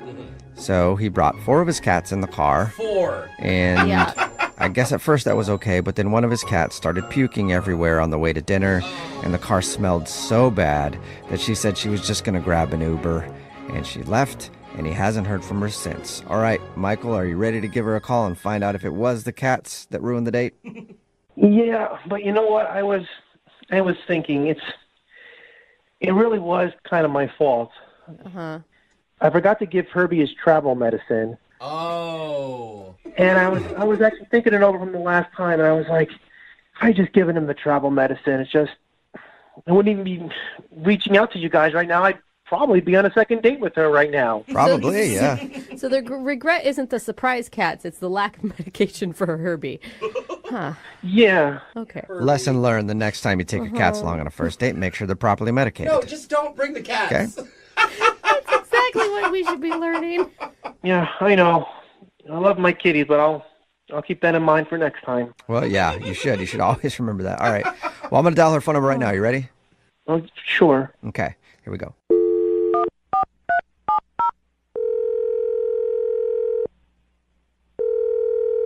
Hello, Hi, can I speak to Veronica? this is she. Hey, Veronica, how are you? This is Jubal from the radio show Brooke and Jubal in the Morning. Oh, hi. Hi. Hi, Veronica. How you doing?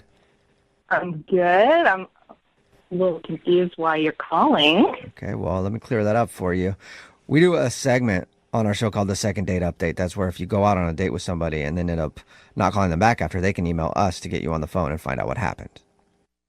Okay. Okay, and we got an email from a guy named Michael. Michael. Mm-hmm. You And have he told to. us all about your date. Very memorable. Oh, the cat guy? Yep. He told us about your date. Oh. He said that he brought along his cats, and it was unfortunate because one of them got sick and just it made the whole thing kind of disgusting. And he also said that you're not getting back to him and he would love to see you again. So we're on the phone asking you if it was the cats that ruined your date. I mean, the cat thing was strange. I don't know what to tell you guys. I don't know how much you know. I'll tell you what he told us. He said that it was like a blind date and he heard that you liked cats, so he thought he would bring along 4 of his cats. And then on the way there, one of them got sick and you guys went to dinner and then came out to the car and the car stunk really badly, so you decided to just leave in an Uber. Oh, you know more than I thought you might. Yeah. I mean, normally people probably wouldn't own up to taking their cats along on a first date, but he did. So very honest. Yeah, he And, told us pretty much everything. Honestly, we told him, like, we thought it, I mean, I thought it was shocking that you even made it to dinner. You know, I thought it was a sweet gesture. Yeah. I mean, it's a first date. It was a blind date, so it's not like I'm going to show up to this random guy's apartment. And, you know, he obviously wanted to share a part of who he was. And he's part cat.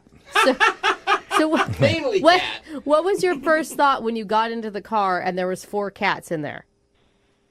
Well, I mean, I can't say I wasn't a little bit surprised. I mean, it's not every day you get into a cat car.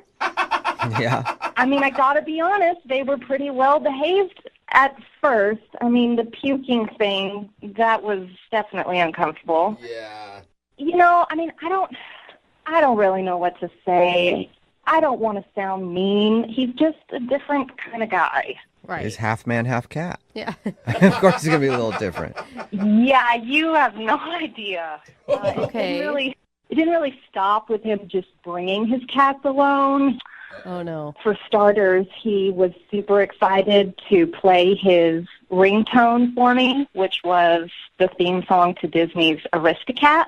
It is a catchy tune, though. That's cute. Everybody wants to be a cat. That's the one.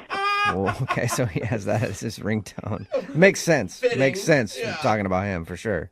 It was just a little awkward sitting in the restaurant with him playing this song and singing along at volume. It was embarrassing, to say the least. I feel like that's got to be the least shocking thing, though. I mean, if a guy shows up with 4 random cats in his car, you're going to expect him to be really into cats. Yeah. Well, yes, he's into cats. He's super into his cats in particular. But things got worse over dinner. He started, like, trying to groom himself like a cat. Shut up. No. Was Like he joking? How? Like- As a joke? I don't know if it was a joke, but he would lick the back of his hand and, like, rub it on his brow and his temples, like, over and over. That had to be a joke. He must have been joking around with you. Does that? I don't know. I mean, like, while I was speaking, he'd just be doing this and staring intently in my eyes. And, you know, like a hair would fall out of place on his forehead, and he'd swipe it back with the back of his hand. That is weird. Yeah. I feel like he was. It sounds like something somebody would do as a joke. But also, we talked to him, and I don't think he would do that as a joke. But I need to find out. Hey, Veronica, guess what? Michael's actually on the other line listening and wants to talk to you. What? Yeah, but also I want to talk to him because I have to find out if that was for real or not. Michael, are you there? Oh, my gosh. Yeah, I'm right here. Oh, my God. Michael, did you hear everything she said? Yeah, I heard all of it, yeah. You want to address any of it? Well, for starters, everybody likes that ringtone. You know, after hearing her words, it sounds like, you know, everybody wants to be a meanie. I don't know. It just doesn't sound particularly nice. No, Michael, it's not that I didn't like it. I'm not trying to be mean. I just found it a little strange. Well, what song do you want me to play on my ringtone? I can change. I can change my ringtone. Sweet man. Michael, calm down. I don't want you to change, okay? I think it's great that you're your own person. I don't think anybody should change for anybody. Right. Well, the only reason I'm showing you all this stuff is because people told me that you like cats. So I figured you like cats. I bring the cats along. I have my cat ringtone. You know, I mean, I thought you were a cat person. I mean, I do like cats. I just got to be 100% honest, Michael. When I picture myself going out with someone, I just don't picture that person having 4 cats. Well, you know, you're happy to know that I don't have 4 cats. I have 6 cats. I only brought 4 of them with me because the other 2 don't like traveling in the car. Yeah, I don't think that's what she wanted to hear. Yeah, that is beyond liking. That's obsession. You are obsessed with cats, Michael. Well, I mean, I knew a lady that had 20 cats. I mean, I've got 6, so I don't feel as though I'm that obsessed at all. I feel as though I'm kind of pet friendly. Okay, well, what about cleaning yourself like a cat? Yeah, Michael, that part was kind of odd. You're the only one in the restaurant licking your hands and stroking your hair and your head. So gross. I'm sorry. I mean, honestly, I didn't even know that I did that. I mean, I'm around my cats so much, I just kind of pick up their habits after a while. Okay, so you don't realize that you're doing it. I mean, did I do it a lot? I mean, how many times did I do it? I know I did it. I lost count, Michael. It was just a steady stream of just hand licking and rubbing. Oh. Well, it was getting awfully hot in that restaurant, so I mean, I had to cool myself down somehow. Yeah, gotta cool down. Exactly. Cats get hot too. Oh, man. Michael, I just wasn't comfortable with it, and I got to be honest, I think most women would probably think the grooming thing was too much. Yeah. Well, I mean, I'm sorry if you didn't like it. I mean, my cats mean a lot to me, and they're a part of me, and I'm a part of them, and I thought you liked cats, and I apologize. Well, Veronica, would you like to go out with Michael again on a second date? We will pay for it. You still haven't met Blinky and Perfect. I mean, you haven't met them yet. You might change your mind. They always are at the house. Yeah, maybe if you meet the other cats, it might be better. I really appreciate it, but I'm just going to have to say no on this one. I just don't think I'm the best match for you. You're a dog person, aren't you? Oh, my gosh. That was Maybe sound that's like it. an insult. That was an insult, wasn't it, Michael? He's mad. I'm sorry I lashed out like that. I didn't mean to, insult you. And whenever people come at me, my claws come out. Okay, there it goes again. He's not declawed. Michael, The life of a cat. I think you need to maybe, there might be some kind of cat dating website out there for you, where you can find someone who's just as into cats as you are. No, I went on those websites. Those people are weird. All right, well, good luck to you then, man. Brooke and Jubal in the morning. Text in at 78592 says, I've never been happier to be a dog person. It makes sense. If you missed today's second date update, this dude Michael wanted to call Veronica, and he found out that she was a cat lover. It was a blind date, and he thought it'd be a good idea to bring his 4 cats along on the date in his car with them. And one of the cats ended up getting sick and then throwing up all over the place. Well, when we called Veronica, she told us that Michael's obsession with cats was worse than we thought because he actually had the Aristocats theme song as his ringtone, and he would groom himself during the date. Without he would even lick his hands and then realizing it. mess with his hair. Like he was cleaning himself like a cat, and he didn't know he was doing that. He says that he's been around cats so much because he has 6 of them that maybe he's just picked up a bad habit or something. In the end, Veronica said that she's not into cats the same way he is. Yeah, I don't think anybody is. We didn't ask the most important question. Which friend of hers set her up on that date? Oh, That's true, too. It was a blind date, and that's, oh, man. Not a good friend. That friendship should be over. Wow. Yeah, that's what you think I should be dating? Remember, if you want to do a second date update, all you have to do is email the show, and we will call the person who didn't call you back. Move at 92.5.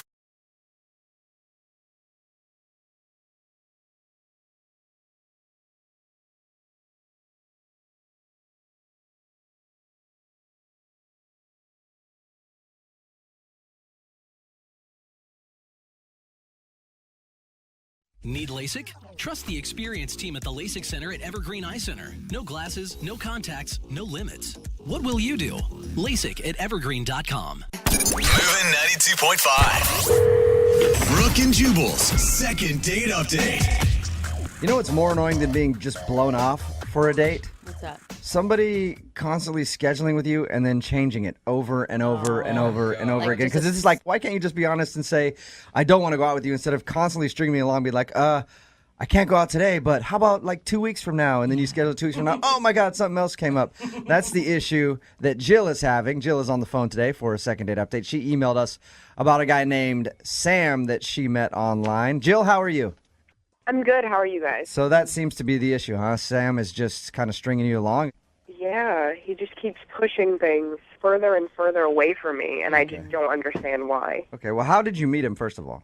We met online. You did. Right. I thought he was super nice, and we had talked for a few weeks before we actually decided to meet, but we did have, good conversation throughout that time. Was it a dinner and drinks type of situation? Yeah, it was a dinner date. Okay. And he was just super nice and handsome, and I was just like really excited about it. But there was like a red flag. Uh-oh. What was that? I really thought he was a good guy, so I was giving him every signal I could think of to try and get him to kiss me. Yeah, you're like touching his arm. You're pushing your boobs together. You're trying to scoot over closer to him. Yes. You know, the shuffling of the keys at my car door, like everything. Oh, that's the worst. When you're standing there and just waiting. Yes, and even more embarrassing is that there was a point where I was literally like inches away from him, like our toes were touching. Okay, and he just was not getting it. No. And all he could muster was like, yeah, let's hang out this weekend. In his defense, maybe he's just a guy that gets nervous in that situation. Or maybe he doesn't kiss on the first date. There are some guys like that. That is very rare. Usually guys don't kiss on the first date because they're scared to go in for it. I've been in that situation too where I can tell a girl wants to kiss you really bad, but still in the back of your head you're like, no, I don't think she went out. I don't think she enjoyed herself enough to do it. I'm not going to do it. Then the date is over and you're like, damn it, I missed the opportunity. So Really? I hope that's what happened. Why didn't you just kiss him, Jill? What kept you from doing that? I felt like I was trying to make all the moves to get him to know that I was interested.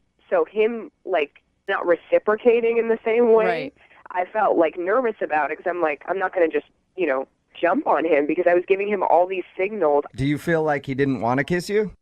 I don't know. That's what I don't understand. Like, I thought it was a good sign that he said, all right, let's hang out this weekend. So I'm like, okay, so he doesn't not have an interest in me. He does because he wants to see me more.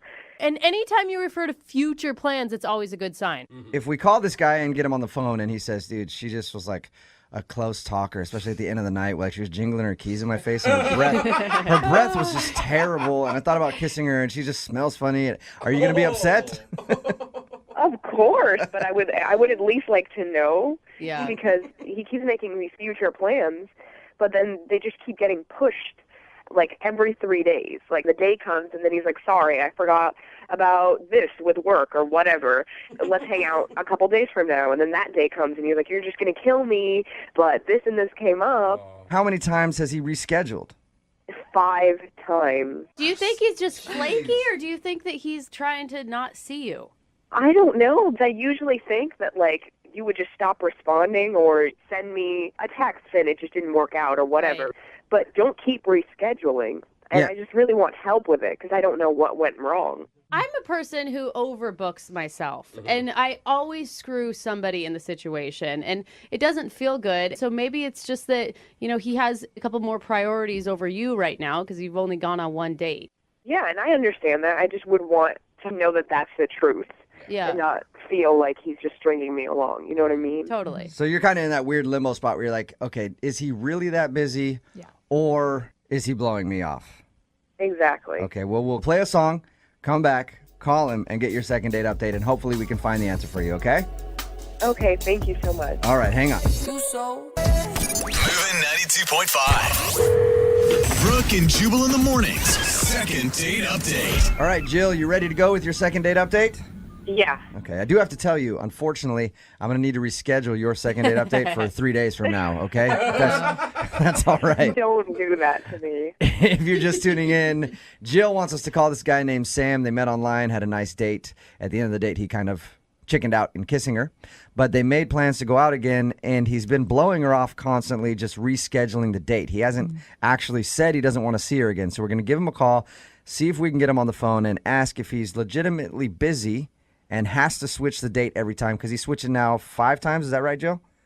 Yeah, 5. He switched your date 5 times. So we're going to see if he's actually busy or if he really is just blowing her off. And if he is legitimately busy, you want us to try to nail down a date so you guys can actually go out? Actually, I just want to find out where he is right now, and then I'll just meet him right now. That's even a better idea. Like, if we get him on the phone, he's like, no, I'm really busy. I just, dude, stay where you are. I'm going to get her car to come meet you right now. I like your plan a lot. Okay, I'm going to call him right now, see if we can get him on the phone. Mm-hmm.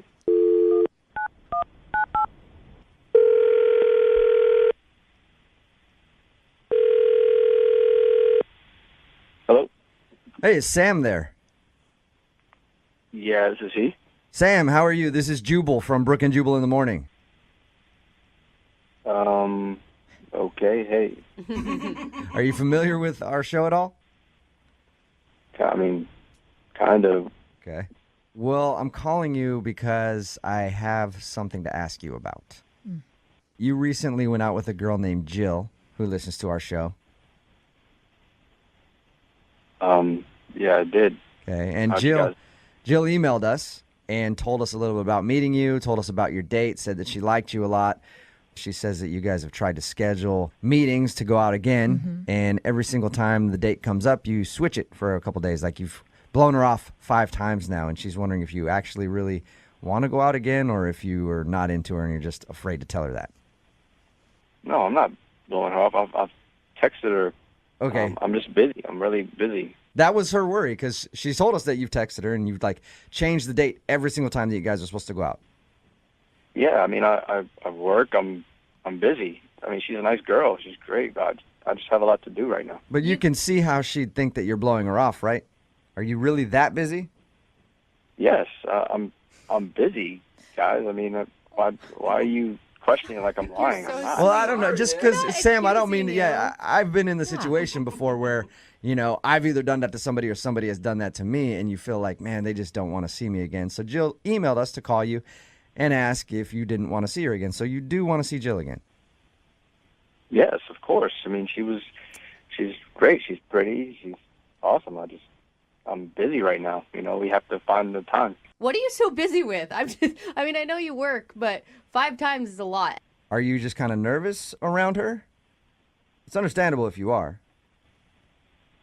I mean, I'm kind of like uncomfortable about this, so I can tell you guys what's going on if you promise you just kind of like stop questioning me about it, writing me about it, because it's making me a little awkward. For sure, man. Like, I just want to let Jill know that you actually like her so we can get you guys in the same place at the same time, like you've been trying to do. Just, you can let her, maybe it'll help if you let her know that I do want to see her again. It's just there's a reason why I'm taking it slow. It's because I did get out of a relationship a couple months back, split from my ex, and she emailed me, and she told me the reason why she broke up with me is because she said I was a bad kisser. Oh, all right. That sucks. So you got broken up with because you're a bad kisser, and that's why you are scared to kiss Jill. Yes. You know that can't be a real reason and that your ex is just trying to hurt your feelings, right? I mean, she seemed pretty specific in the email, so I don't, Yeah, that would suck. Like, somebody can say they don't like your personality, but then to be like, oh, you're a terrible kisser so bad that I couldn't stay with you. That's got to, like, stick with you for a little while. It does. And that's why I'm trying to get better at it. That's what I'm doing right now, is trying to get better at it. You're trying to get better? Kissing your hand a lot? What do you mean you're trying to get better at it? There's this school that helps you with that. It's a kissing school. No. Are you being real?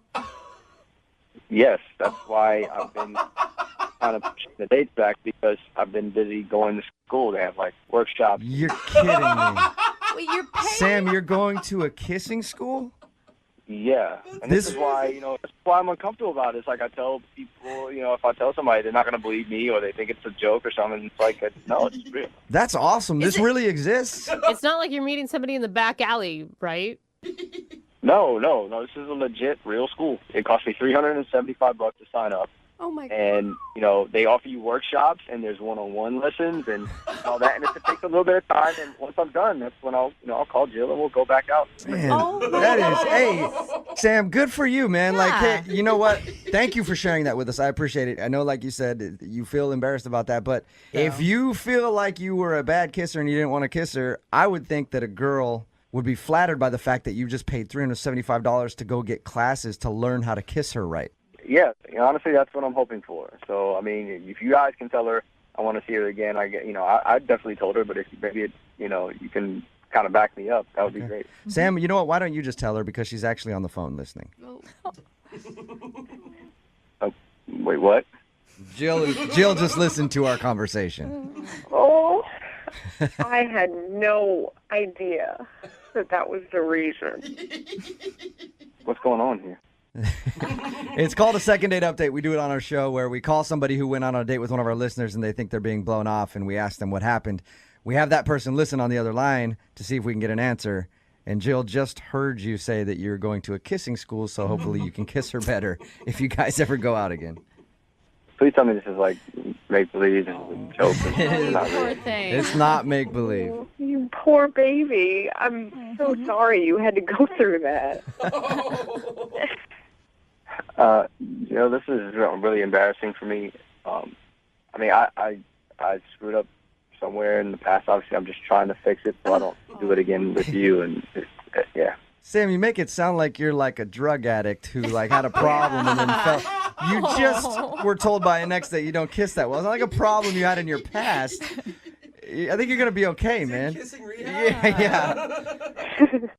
I mean, I actually think it's really cool that you're trying to look into it and make yourself feel more confident about it, and you don't even have to worry about it. I'm not going to pressure you or anything. Oh my gosh. But I mean, that's the thing. I enjoyed our time. I really do like you, Jill. I enjoyed going out with you, and I don't want to ruin it by, being a bad kisser. Because it's like she thought I was bad, and if you think I'm bad, and you don't want to go out with me anymore, it's like, No. I understand why there would be a fear there, but it can't be so bad that I would just not. Sam, it would find it hard to believe that you're that bad of a kisser. Yeah. That Jill's going to kiss you one time after she already likes you from your first date, and then she's just going to go running for the hills. Like, oh my God, it was terrible. Yeah, maybe. I doubt that you're that bad of a kisser. I thought I wasn't that bad before, but clearly someone broke up with me. Well, you got to be way better now. It's sometimes like it's just that two people's chemistry doesn't work well together, and maybe it was just you and your ex. Kissing with a different person is different every time. I mean, and think of all the cool stuff you've learned. Yeah, I mean, the classes have been good, and I really feel more comfortable doing it. I just want it to be, perfect. I mean, they say first kiss is always like that, the big thing. Sam, I have an idea. Why don't you save the rest of your $375 and we just go out on dates and then we can practice? All right. Oh, that's a good idea, Jill. Sam, would you like to go out with Jill again on a second date? We will pay for it.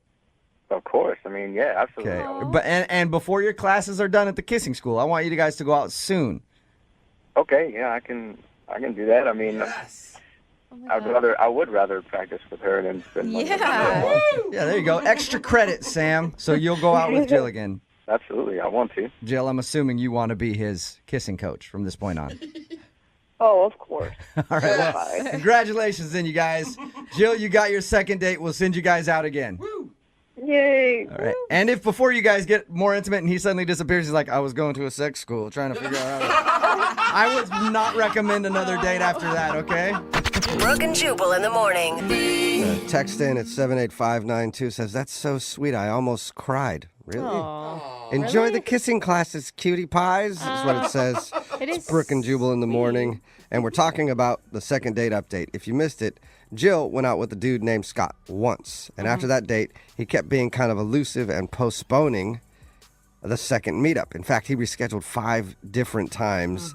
And Jill thought, of course, she was being blown off and couldn't figure out why because they had such a great time. And we got Scott on the phone, and he revealed that the reason that he kept promising a date and then changing it is because he enrolled himself in a kissing class to improve his kissing skills. Wow. He said he had an ex who recently said the reason she dumped him is because he's a horrible kisser, so he's trying to fix that. I just have so many questions about these kissing schools. I know, I didn't know they existed at all. Interesting. Jill thought the reason was endearing and cute, and of course wanted to go out with him again if he learns to be a better kisser. Yeah.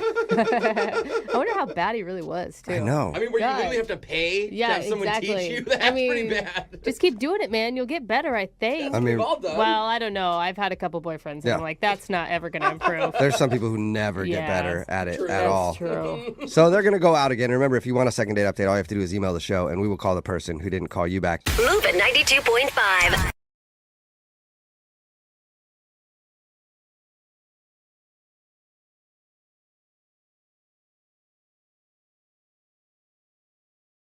Need LASIK? Trust the experienced team at the LASIK Center at Evergreen Eye Center. No glasses, no contacts, no limits. What will you do?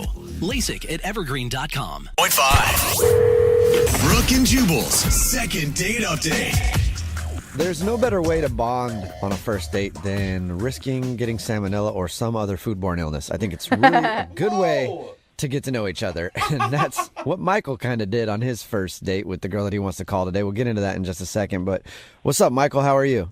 I'm good. How about you guys? He sounds healthy, Jubal. Yeah, somehow. I don't know how. I read your email for a second date update, and I liked your idea of a first date. We'll get into that, like I said, in a second. But first, tell us about the girl you want to call today. What's her name? Her name's Madeline. Madeline, all right. And what'd you like about Madeline? Well, basically, I'd been out with a group of friends, and she was, like, in the group of friends. We didn't really talk too much, but our mutual friend was telling me that she thought I was cute, and I thought she was pretty cute. So I got her number from the mutual friend and texted her, and a few days later we set up a date. So what you liked about her is that she liked you first. Yeah. Yeah. She thought I was hot. I mean, it's a good start. It's a good start. Yeah. Your idea for a date was interesting. How did you decide to do that? I mean, first of all, tell everybody what it is, and then how did you decide to do it? Well, I was kind of tired of just, the old dinner and a movie type thing. I wanted an experience, so I went and looked for the lowest rated restaurant I could find in the area on Yelp. What? Why? That's a terrible strategy. Well, I mean, we were talking and we decided that, like, the traditional, like, nice dinners, 5-star restaurants, well, one, they're crazy expensive, but two, they're kind of boring. Like, you go to enough of those dates and they all kind of blend together, and wanted to try something new. And, Anybody can try to have like a great meal on a first date, but nobody really tries to have a crappy meal. And I like that. I like that idea. Yeah. I was searching and searching on Yelp for like at least an hour. Oh, man. And I found this like hole-in-a-wall Italian place like way on the outskirts of town. Like I'd never even been to this area before, but it had like 1.5 stars and just no good reviews on the entire thing. So Oh, that's so bad.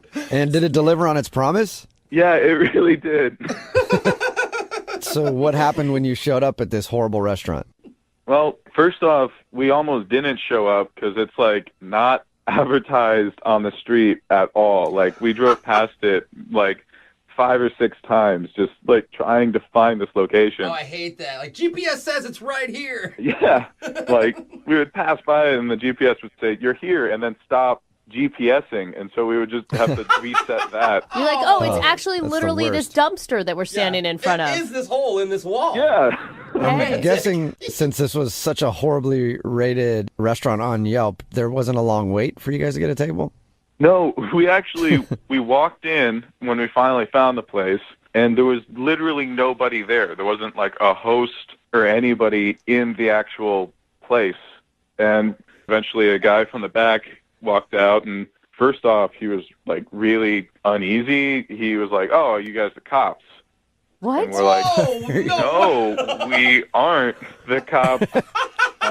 This is actually pretty exciting. This is great. Yeah. That's a normal question whenever you walk into a restaurant, I think. Then he patted you down to see if you were wired. No. But then he was like, "Are you from the health department?" Which is kind of got us a little freaked out about whether or not this food was okay. And you still decided to eat there. Well, we were committed at this point. Like, we'd been talking about it, so we had to. But we were like, "No, we're not from the health department." And after that, he like really perked up, and all of a sudden he was like, "Oh yeah, well come on, let me get you something."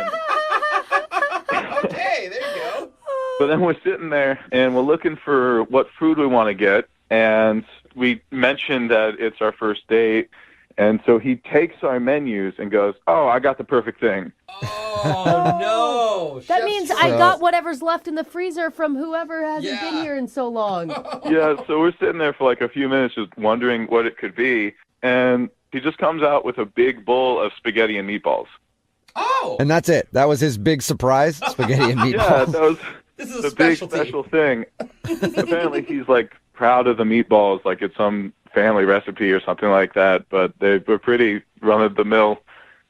So The heat up ones, the frozen meatballs. Oh, man. So he actually sits down with us at the table. What? So kind of the rest of the meal is us talking to him. That's got to be nice on your first date, getting to know this weird restaurant owner. Sounds so happy to just have someone he around. needs to be socialized more, I think. Yeah. So was she into it, or was she annoyed by the end? I mean, I was taking it all in pretty good humor, and I felt like she was laughing along pretty well, but I am calling you guys, so I mean, something went wrong. Did you get a kiss at the end of the evening, or? No, there wasn't really an opportunity to be very romantic, but it felt like we had fun. I thought it was worth continuing getting to know each other, but maybe I'm wrong, I guess. Hasn't really been responding to anything. All right, well, we'll play a song and then come back and get your second date update, all right? All right. All right, hang on. Moving 92.5. Brooke and Jubal in the mornings. Second date update. If you're just tuning in for today's second date update, Michael is on the phone, and today he wants to call a girl named Madeline. They actually had one of the worst first dates ever, but on purpose. It wasn't a bad thing. They decided, as a joke, they would find the worst rated restaurant on Yelp and go eat there, and they did, and it was a really weird experience. And then they went to a dive bar after, and he can't figure out why he's not getting a call back. All right, Michael, we're about to dial her phone number. Are you ready to go? Yeah. I'm a bit nervous, but excited. And you thought that, maybe the date ended up just being a little bit too much for her? I think so. I can't imagine anything else. I'm afraid I freaked her out, but I remember she was the one who first expressed interest in me, so I'm really in the dark here. Okay. You don't think maybe she got food poisoning and died, do you? Died? Oh, I hope not. Well, she's not calling you back. That's the only thing I can think of is she's got to be dead. The That's what I restaurant always had think, though. 1.5 stars, not 0 stars. Oh, okay. Yeah. Well, I'm going to dial her phone number right now. Here we go, Michael. All right.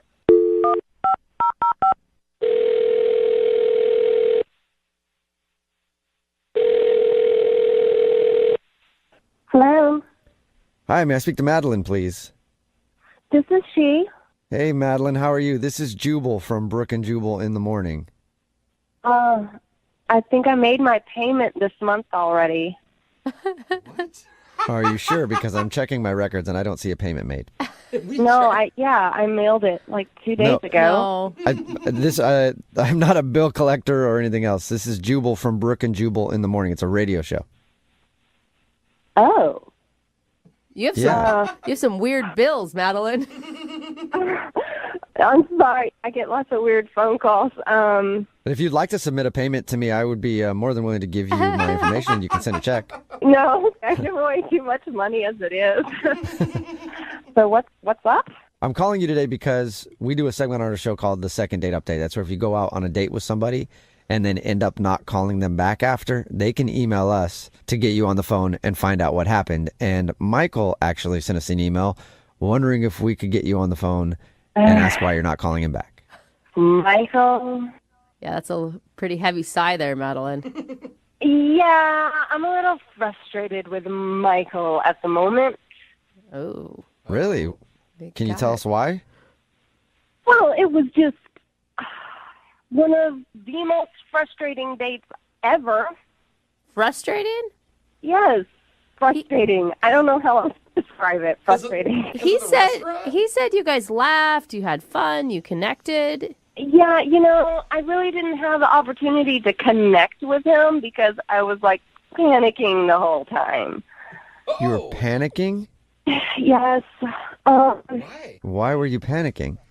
So I don't know what he told you, but we went to this restaurant way on the other side of town, which meant we were in the car for 45 minutes each way. Okay. And I think you can tell a lot about a person by the way they drive. And Michael is not a very good driver. Probably one of the worst drivers I have ever ridden with. Whoa, really? Not road rage. I don't mean that, What did he... Yeah, what? He's just clueless behind the wheel. So wait, so he was an aggressive driver? No, not aggressive. The exact opposite. Not aggressive enough. Jerking on the brakes really hard. I'm flopping back and forth in the seat when he's braking. When we're trying to merge, he slows down instead of speeding up. I swear we almost hit 3 cars. Yeah, Yeah. I can understand why you wouldn't want to go out with him again. The people that do that are so obnoxious. You were actually having road rage while in the car with the driver. Basically, I was trying to keep myself under control, but my foot's pressed on the floorboard, I'm the one driving, oh my God. So wait, you liked him outside of that. It's just you can't date somebody who drives like that. I mean, I liked him when I first kind of met him. We were all kind of hanging out with some friends, but I didn't really get a chance to talk to him. And so on our date, I was so preoccupied, anxious about getting back in the car with him for another 45 minutes after the meal was over. I couldn't think about anything else, And then, I don't know, the restaurant guy sat down at the table and was talking. So, I mean, I have no idea if I like him or not anymore. I'm just, so terrified of him driving. I mean, it makes sense. If you're going to date somebody, you're going to be in the car with them a lot. It doesn't I guess you could drive all the time. I don't think it makes sense. It doesn't, you really think it reflects who he is as a person. I don't know. If he's that, clueless and unaware, what does that mean about the other areas of his life that are not as important as, Judgmental. Good question, Madeline. And we should just ask him because he's actually on the other line listening to this conversation and wants to talk to you. Michael, are you still there? Yeah, still here. See? Oh, my God. I mean, I'm genuinely sorry that you were scared, but I don't get how. I mean, I was going slow. I was, checking all my blind spots. I was cautious. Yeah, that was the problem, Michael. We're going 30 miles an hour on the highway. Whoa! Well, what you're not thinking about is I'm also trying to impress you at the same time. My mind is on the road, on my phone, and trying to get to know you. It's a lot of multitasking. Michael, I don't know what to tell you, okay? I mean, you're how old? You're supposed to be able to handle these things, have a basic conversation and, drive safely. I was driving safely. I was going slow because I didn't want to freak you out. I'm shocked. The irony. Have you ever been told that you're a bad driver before, Michael? No, but, usually I'm driving by myself because, having a lot of people, it gets pretty distracting. Barely. It sounds like you get distracted easily. Yeah, I guess so, but we were driving on new streets and there was a lot going on that night. I was nervous about the restaurant too. I think you're holding a lot of things against me that were just a one-time situational thing. Michael, listen.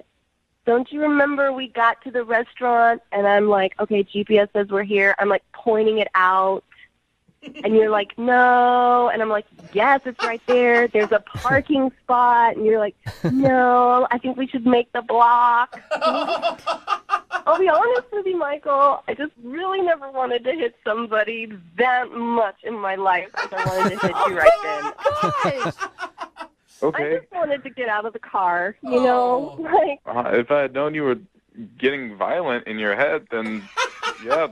I just can't believe the only thing Michael did wrong was drive. Yeah, but... Look, I was in the car with him, not you. And when you're in the car for an hour and a half round trip with somebody who's that bad of a driver, you might consider taking your own life too, okay? Oh, my God! For food poisoning at that restaurant. I feel you on that one, Madeline. Okay, that's pretty overly dramatic, in my opinion. You're not going to take your own life because you're sitting in a passenger seat of the car with me, okay? Okay, right, all right. But I'm just trying to make a point. It was terrifying. I'm still shaken up about it. Still. All right, then how about we go on another date and you drive? Oh. That is a good solution. Hey, let's see how you're Madeline, would you like to go out with Michael again for a second date? We will pay for it. Not your gas money, though, but we will pay for the date. You said yourself that you were so distracted by his driving that you weren't even able to get to know who he was. That's true. But I'm just thinking about, if it were to work out, someday down the line, he's going to be driving, and I just feel I don't know, that would just be, I don't know if I can handle it. Are you serious? So you won't go out with him again in case you ever have to drive with him. Madeline, you guys could become the public transit couple. You could just do Uber everywhere you go. You could just drive literally everywhere you go. That's what I do in my relationship. Look, his driving just makes me a terrible person, apparently. And I don't want to be that person. So I just don't want to risk it. Okay. All right. Wow. Well, Wow. Okay. That's not good. sorry, man. You know what would make you feel better? Maybe go out for a long, slow drive somewhere. Very slow. And just make sure you're not in my neighborhood, okay? Oh, come on. Brooke and Jubal in the morning. Very split on our text message board at 78592 right now about today's second date update. If you missed it, this dude Michael wanted to call Madeline. They actually went out on the worst date ever on purpose. They went on to Yelp and they found the lowest rated place that they could find to go eat at. They thought it'd be fun, and apparently it was a weird, kind of crappy experience at the restaurant. But that wasn't the reason that she wasn't calling him back. She wasn't calling him back because apparently he's a really slow driver, and it was driving her nuts. And she says that she can't date him because the thought of being in a car with him again is just so torturous. She doesn't want to do it. She wouldn't even consider it. Like, my husband is a very, very slow driver, okay? And before I started dating him, he would drive in the left lane slow, even. And I know, I apologize for him. But I don't let him drive anymore. Yeah, see? They just say, you know what? And he doesn't like driving either. Because people who drive slow are usually kind of scared. Yeah, they're scared of everything. Like, a freeway on-ramp. I'm just going to slam on the brakes right now because that's the safest possible thing I could be doing when people are going 80 miles an hour around me. What does merge mean? It really works for both of us. It could have worked for her. She just needed a more open mind. She decided that she can't even put in the extra effort, though. She doesn't want to go out with the dude again because he drives too slow. And a lot of people are texting in at 78592 saying that they have the same problem with their significant other, that they drive way too slow or, in some instances, way too fast. You gotta agree with her. Like, it would literally be a fight it'd drive me single nuts. time they go somewhere. Yeah. It'd be like, go faster, or then she would be driving and he'd be like, slow down. Yeah. Oh no. Like, You think the most important thing about a relationship is driving compatibility? Yeah, definitely. Okay. I think it's very important. You do? Okay. Yeah. I drive very fast, and this is the worst possible area to do that in because everybody in Seattle drives incredibly slow. Incredibly slow. Yeah, it's crazy. And my girlfriend drives super fast, and like I got in the car with her, and I was scared for my life, and I was like, I think I love this woman. This is amazing. So yeah, I think driving compatibility is definitely a very, very serious thing to think about. Text in at 78592. Would you date somebody who just drives you nuts the way they drive? Pun intended. Moving 92.5.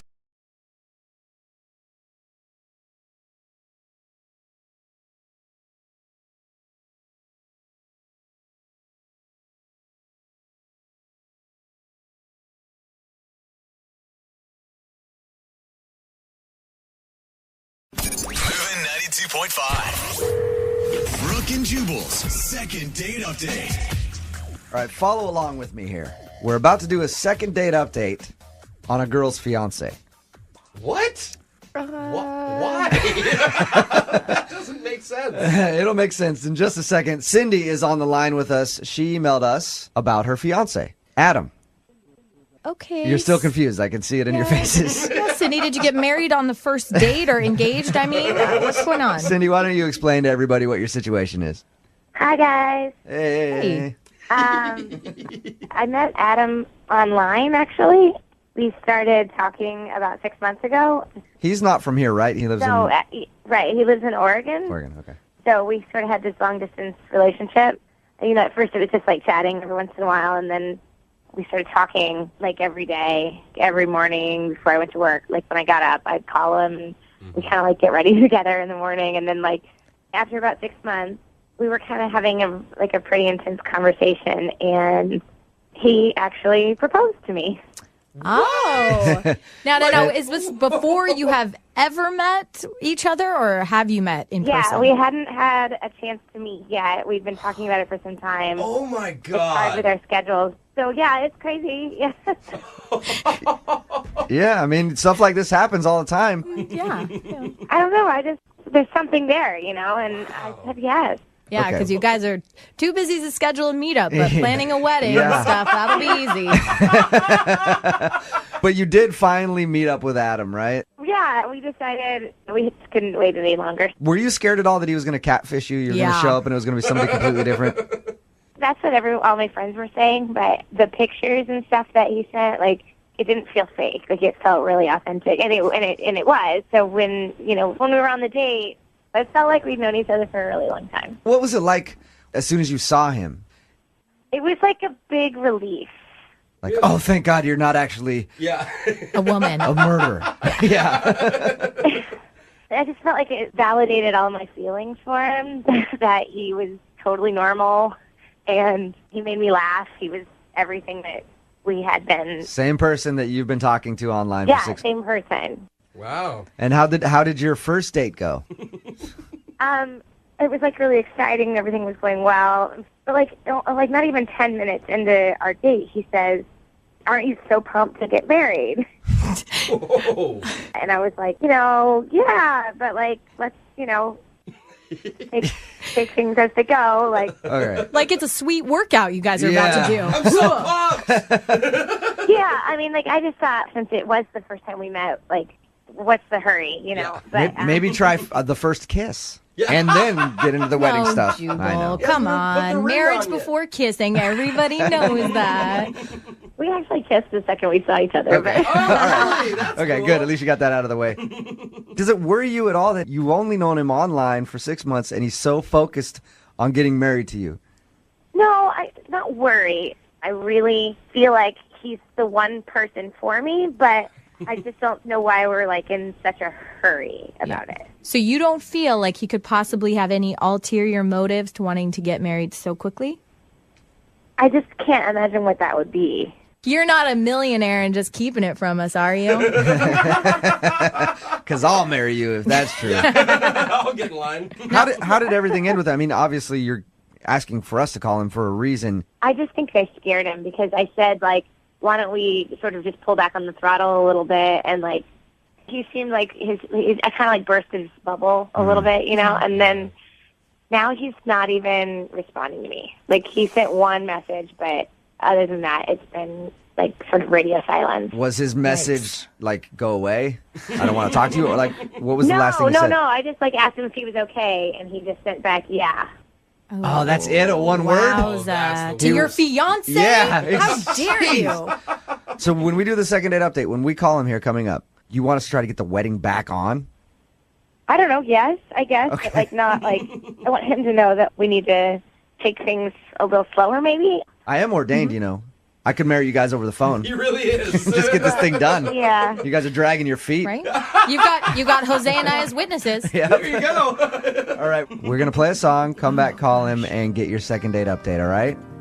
Okay, thanks, guys. Moving 92.5. Brooke and Jubal in the mornings. Second date update. This is definitely one of the most interesting second date updates we've ever done. Oh, yeah. Cindy is on the phone with us. She emailed us about her fiance. It still sounds weird every time you say it. Cindy was dating this guy, Adam, online for 6 months. He lives in Oregon. She lives here in Washington. During their chats, he asked her to marry him. She said yes. They finally met. And now he's not getting back to her after actually meeting up and having an official date in person. I mean, I know that you said that when he brought up the wedding thing, you were like, hey, maybe we should wait. And then he seemed pissed about that. But was there any other signs that may have prompted him to... It seemed like that was the reason he sort of got quiet, but I don't know. Okay. And remember, all Cindy has heard from him since they actually got together, she asked him if he was doing okay because he wasn't responding to her, and he just texted, yeah. One word at her. A lot of people on the text message board, and I'm sure you've heard this from your friends, say, like, you're crazy, you don't really know the guy, but you are certain that this is the dude for you. Yeah, that's where, like, I feel like I'm not crazy. That's the only thing that doesn't feel crazy to me. You feel like everybody else is Okay. crazy Yeah. for saying you're crazy. And This yet whole damn court is crazy. All right. Sorry. We're gonna call him right now and see if we can get him on the phone and get your second date update, okay? Okay, thanks, All guys. right, here we go.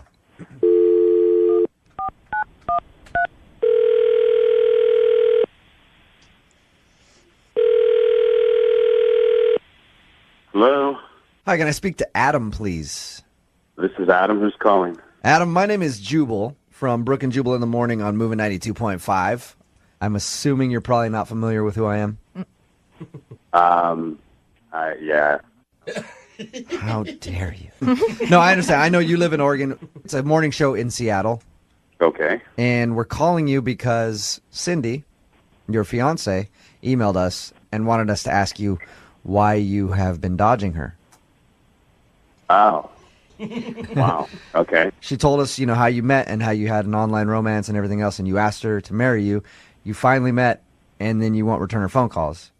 I honestly, just getting to know Cindy, I never thought she was the kind of girl that, would have a change of heart as soon as she saw me. What? I thought things were great, but for some reason, as soon as we met, it's like I guess I just wasn't good enough for her. So I don't know. She just lost her confidence or something. I don't know. Let me explain. This is crazy. Adam, Cindy is actually on the phone with us. Cindy's on the phone? Yeah, you haven't been answering her phone calls, so she, wanted us to call for her. I'm sorry to do it like this, but I needed to talk to you. I can't keep being ignored. Why would you do this? It was very hurtful, I mean, we spent all this time getting to know each other and I talking know, every and that's day. what I'm And saying. then I don't know why you would just cut me out of your life like this. it was pretty obvious to me. It's like, we've been talking for 6 months, and as soon as you finally see me in person, it was just obvious. You obviously thought I was ugly, and you didn't find me attractive, and you didn't want anything to do with me. And it was just to me that was apparent from our first meeting. That is so ridiculous. That's not the first time I've seen you. I've seen pictures of you. I've absolutely don't find you unattractive. I find you very attractive, actually, Adam. Adam, I'm going to give you a little advice that I give a lot of guys in the second date updates. Go to the store, pick yourself up some Old Spice swagger, and get a little confidence. Start showering with that stuff, okay? You need a little more confidence, man. Mm-hmm. Well, you just have to understand what goes through my head, and in all of the women I've dated, I've never felt as close to someone as I feel to you. So I guess the excitement of building up to finally see you, I expected a lot, and then I felt like I just kind of got shut down and that I wasn't good enough for you. What exactly did Cindy say to you, Adam, that made you go oh, she doesn't want to get married to me? She just said, "Hey, can we slow down and just enjoy the time together, and we'll get to the wedding. We'll talk about the wedding." You're right. Rude. I mean, Adam, can you see why she has a point? This is the woman that you want to spend forever, the rest of your life with. What does it matter if it's 6 more months or a year or something, if it makes her feel good about waiting for the wedding? You have to look at it from my point of view, too. I've told all of my friends and my family that we're engaged, and even though some of them were slightly skeptical, I mean, they've been very supportive. And then to come back, and of course everyone wants to know, how was it? How was she? What did you guys do? And I'm like, she has no interest in marrying me. Adam, did you tell everybody that the wedding is off? I did. Without even, you didn't even check with Cindy. You didn't have the conversation.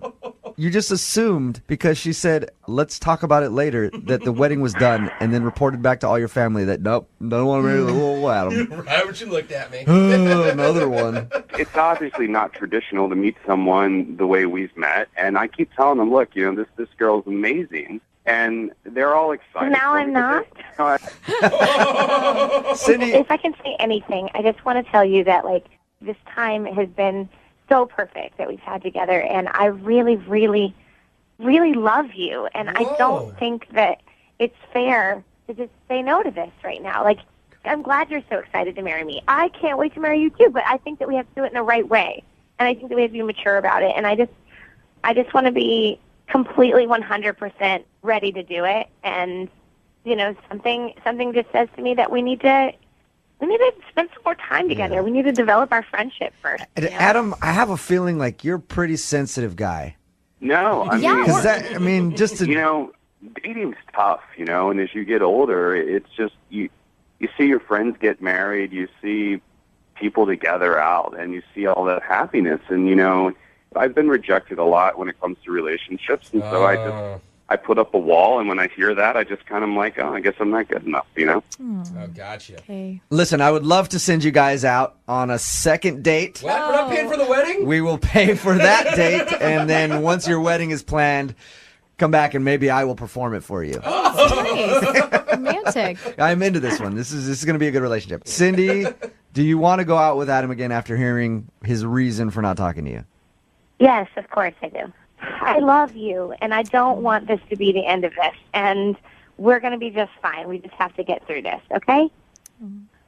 Adam, do you still want to marry Cindy? Do you take her? Obviously, I need a second chance to make a first impression again, I guess, and I'd like very much to have a second date with you. All right, well, with the power vested in me, I declare this a successful second date update. Congratulations, you guys. Thanks, guys. Brooke and Jubal. Are you single and feeling out of the loop? Put away that mouse and get out of the house. Join In the Loop, Seattle's brand new activities club just for singles. Go to intheloopsingles.com today. Moving 92.5. Brooke and Jubal's second date update. There are a lot of mistakes that you can make on a first date. You can talk about politics. That's always a risky thing. You can talk about your ex. You can projectile vomit. What? That's a big one. That's a big deal breaker usually on a date. Yeah. Well, Tim, who's on the phone today, who wants to do a second date update, had that problem on his date. Oh, no. He ended up throwing up during the date. I don't have all the particulars on that. That's just what his email said. Tim, how you doing? How's it going, guys? Pretty good. Probably better than you. Yeah, probably. Oh my So God. your email said that you threw up on your date. Did you actually throw up on your date or during the date? No, it wasn't like that. Okay, well, what happened?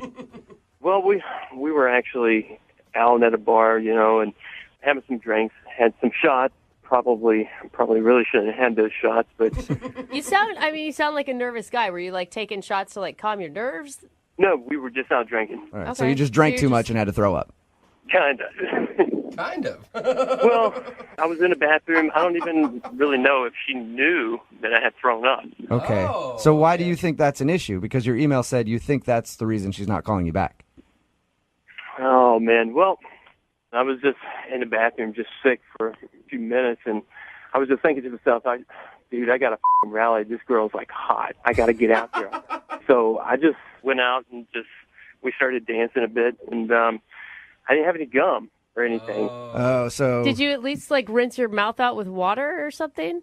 I tried, but that's not too effective usually. Yeah, it usually doesn't help. So You need some gross. gum or something. Oh no. So are you worried that she smelled vomit on you? Obviously, yeah. But at the time you're kind of feeling a little tipsy, so you're not really all with it, and you kind of feel like, okay, should I not? It's hard to make decisions at that time. And what was this girl's name? Kate. So did she say anything about noticing that you smelled? Well, she didn't say anything, but we did kiss, so I'm figuring that she did. You kissed her with puke mouth? Why? It just kind of happened. You should have like gave her the cheek or something, and then like on your way out, grab some gum. Yeah, that's just rude. I didn't want to do it, but she kind of wanted to make out. What am I supposed to do? Yeah, I guess Oh, if I were in your shoes, I would have done the same thing. Now, I guess you can tell by how long the kiss lasted. Did she keep kissing you, or did she stop? Started off longer, but then it kind of died off. Oh man. So, I mean, she sounds like she was honestly interested in you because, I'm sorry, if someone's so drunk on the date that they're vomiting, like, I would have been like, peace out at that moment. And have you tried to contact her since? I've tried contacting her a few times. I left a voice message, and I've sent her a few texts. Okay, have you heard anything from her at all? No. And did you say in the text, like, hey, maybe I drank a little bit too much last night, let's do this again, or? Well, I still really don't know if she knew that I had thrown up at that point. She was drinking too, so I just puked in the bathroom. I just don't know if she knows that. All right, but that's the reason why you think she's not calling you back. You think that she kissed you and was like, oh, gross. That's what I'm afraid of. It might not even necessarily be puke that she's just like, oh man, this guy has horrible breath and I don't ever want to kiss him again. Oh, yeah, maybe. The worst part of this is that she's going to realize that she just kissed puke mouth no matter what happens at the end of this second She date. already has it, though. Yeah. You guys aren't going to tell her. Just find out if I'm going to get a second date or not. Yeah, okay. We won't tell her. unless she doesn't bring it up, and then I'm going to have to tell her. No, man, that's not cool. Don't say that. Come on. All right, either way, we're going to play a song, come back, call her, and get your second date update, all right? Okay. All right, hang on. Moving 92.5. Brooke and Jubal in the mornings. Second date update. If you're just joining us for today's second date update, Tim is on the phone. He threw up all over his date. No, he didn't. He didn't do that. He did throw up during his date, though. Apparently, he went out with a girl. Her name is Kate. We're about to call her and get a second date update with her.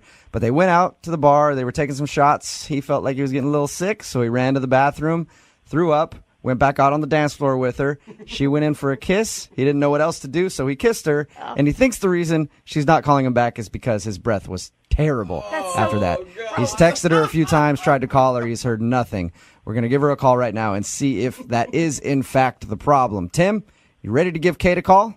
Definitely. This chick is so hot. I just hope I didn't mess this up. Yeah, all right, cool. You don't need to be sick or anything before we make the call, do you? Like you need to go to the bathroom and then come back? You're going to be good? We'll see. All right. I'm going to dial the phone number right now.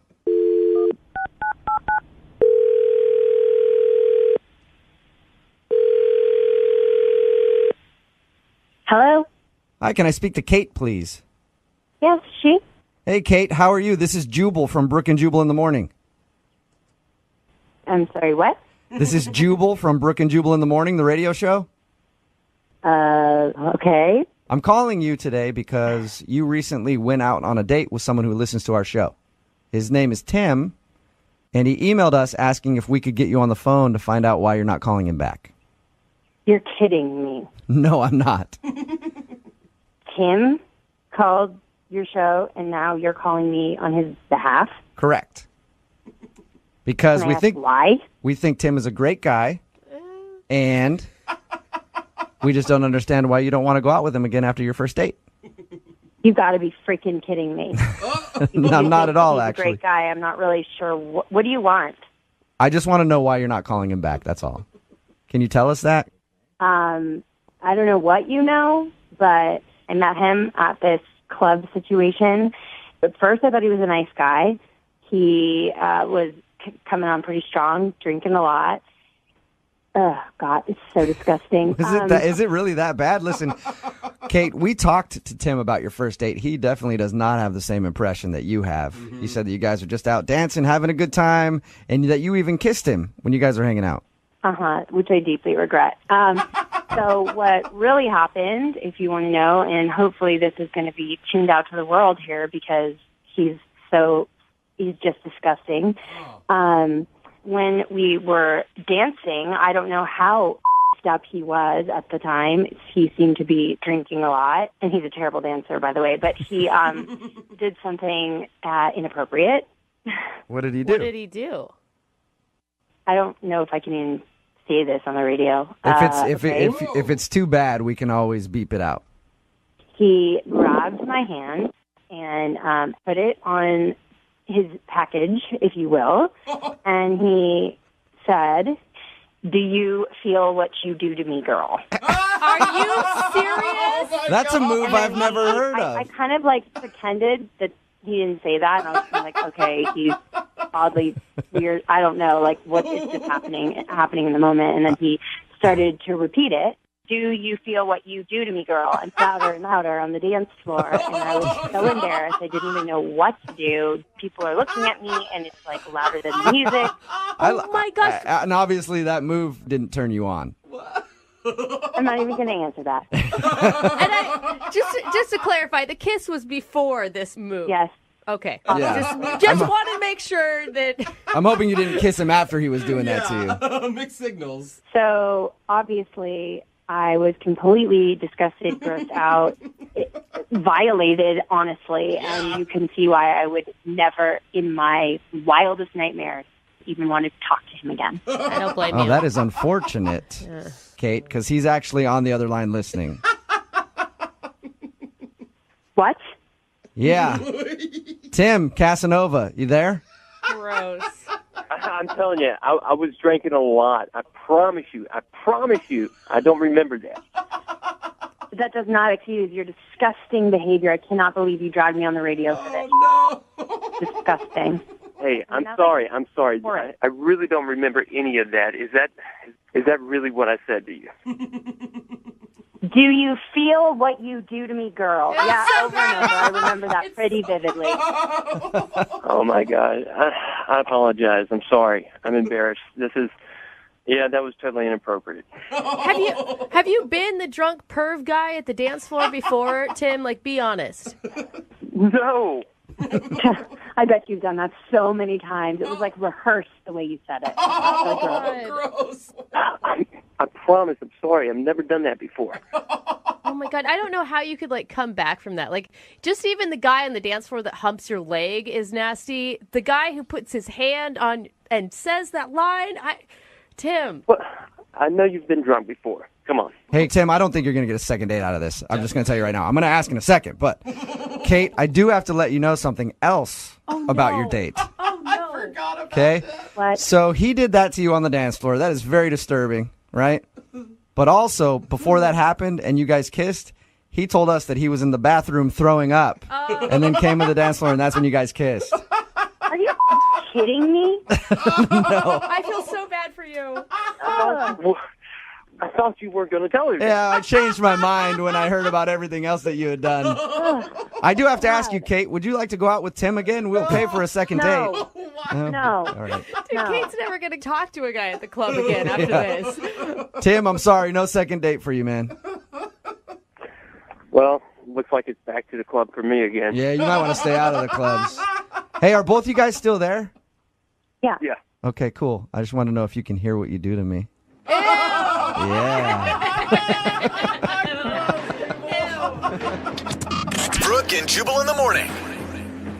See this on the radio. If it's too bad, we can always beep it out. He grabbed my hand and put it on his package, if you will, and he said, "Do you feel what you do to me, girl?" Are you serious? That's a clip from the second date update that we just aired. Tim wanted to call Kate. Tim thought Kate wasn't calling him back because they were drinking while they were out hanging out. He got sick. He went to the bathroom, got sick, came back on the dance floor, and they made out. He was assuming that maybe his breath was kind of nasty because he had Still so gross. vomit breath. But the real reason was because he grabbed her hand, put it on him, and said, "Do you feel what you do to me, girl?" And I guess he did that a few times. Yeah, I wish he would have just answered, "No, actually, I don't feel anything." Yeah, actually, there's nothing there at all. Wait, can you maybe a little bit closer? I don't. Somebody texted in at 78592 and said, "Puke doesn't sound that bad now." After hearing exactly what he did. Very disturbing. Yeah, it was. Very bad. If you want a second date update, all you have to do is email the show, Brooke and Jubal at moving925.com. We will call the person who didn't call you back.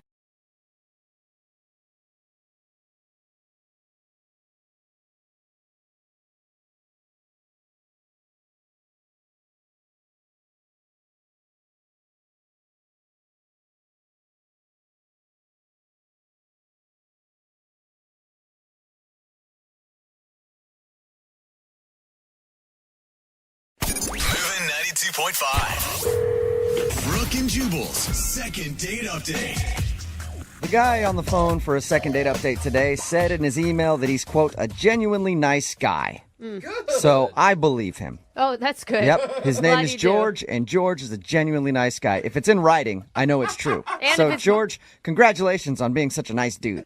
Well, thank you. I appreciate it. Yeah, no problem. He does sound lovely. Yeah. You're likable already, George. Thank you. George, if you're such a genuinely nice guy, why do you have to do a second date update? Well, that's I never thought I would have to, I guess, but I figure, we have the opportunity to figure it out. Is it the nice guys always finish last type scenario? That's kind of how it feels, to be honest, because I think it was a great date, and nothing has seemed to have come from it. So, Okay. I don't know. So tell us a little bit about her. What's her name? Her name's Tiffany. I found her on a dating website, which, first off, by the way, I'm not a guy who goes on dating websites. I was actually pretty apprehensive about the whole stuff. Sure. That's what everybody always says. Doesn't everybody's profile on dating websites say, "I'm new to this"? It seems like that's the common thread. That's true for me. That is true. And remember, you got to believe George is his word always. Yeah, he's a nice guy. He's a nice guy. So anyway, I was scrolling through profiles, and a lot of them, they seemed kind of disingenuous. But then when I found Tiffany's, I don't know, it was just like one of those feelings you get, And she was like outdoorsy, which I love that. But I think the biggest draw was like she had this beautiful blonde hair. I mean, it's like, oof. I mean, it's like silky and smooth. All right. Now I think I know what kind of feelings you were getting. At first I was thinking it was like something in your heart, but now I know it's somewhere else. No, hey, I'm just a guy that likes a girl with a lot of hair, and she's got flowing, beautiful hair. I have never heard a man say that before. So I'm just saying, like, I looked at it, and it looked like, like a hair model of some sort of shampoo or something. So you're not a boob guy, you're not a butt guy, you're a hair guy. I mean, hey, hygiene's very important to me. Dude, I do not want to sit next to him during a shampoo commercial on TV. George loves me some hair, that's all. Did you really say that in third person? No shame in what you like. So you loved her hair. Tell us about your date when you guys actually went out. Well, yeah, we've been talking for 2 months, and I was very apprehensive about, like, coming on too strong. I've read articles about, like, creepy guys taking girls out and stuff. So when we went on this first date, safety was really, like, that's the word. Like, I was priority. Like, I told her, I'm not going to take you to a picnic. I'm not going to take you to the park because of, like, wooded areas.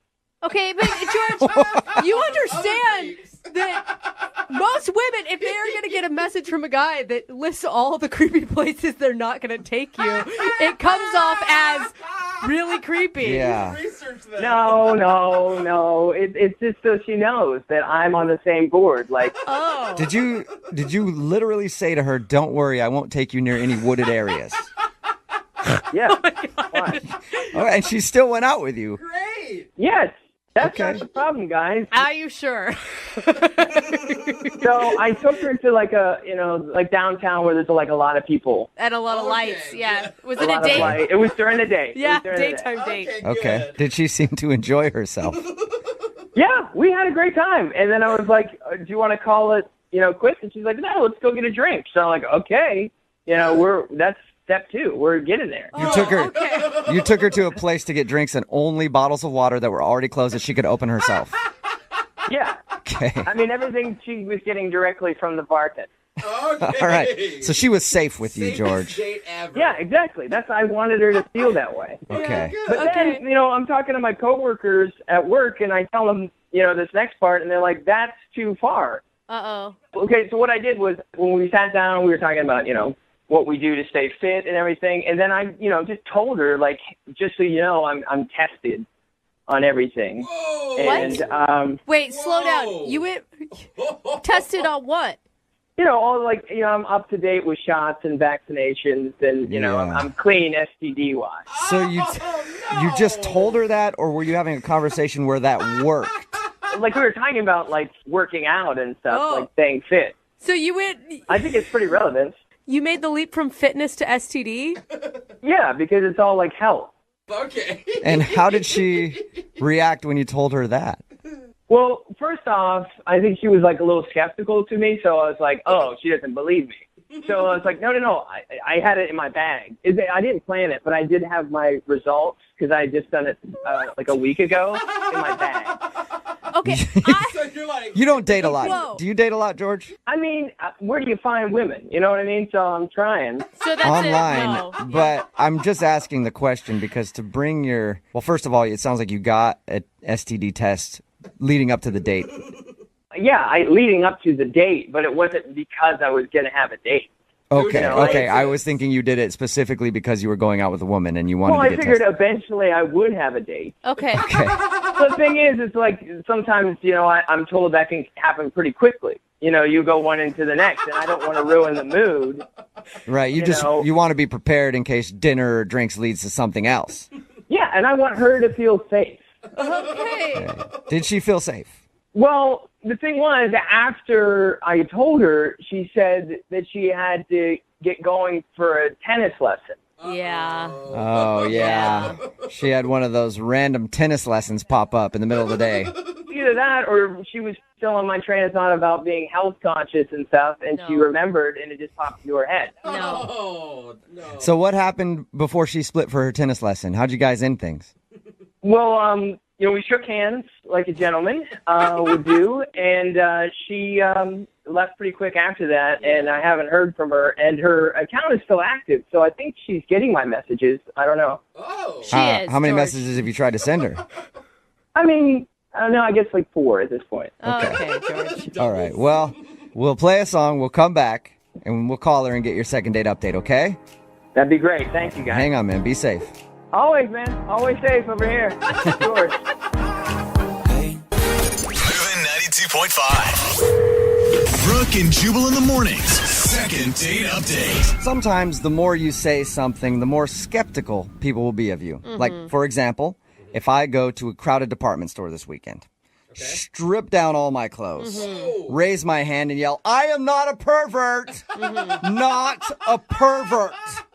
You know what? Those people should believe me. You know why? Because I said it, and I said it loudly. I don't think that's how it works.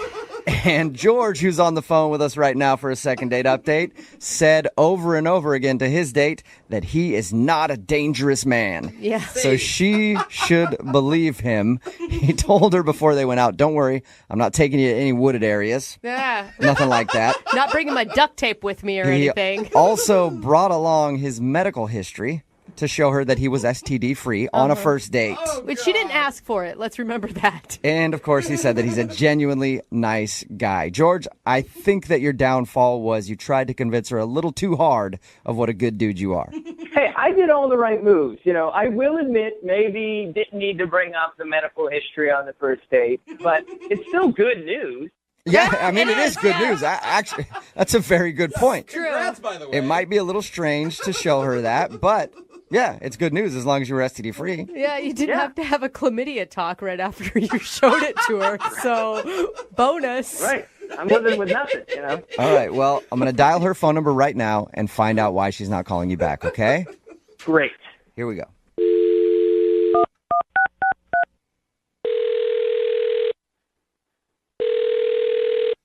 Hello. Hi, is Tiffany there? This is Tiffany. Hey, Tiffany, how are you? Who's this? Oh, my name is Jubal. I'm sorry. Do I know you? No, probably not. My name is Jubal from Brooke and Jubal in the Morning. It's a radio show. Okay. Are you selling something? No, I'm not selling anything. I actually want to call you because one of our listeners asked me if I could get a hold of you. His name is George. Uh-huh. And George emailed us and said that he went out on a date with you. Right. Right. And we do a segment on our show called the Second Date Update. But George really liked you a lot, and he would love to see if he could go out with you again, but he's wondering if he did something wrong.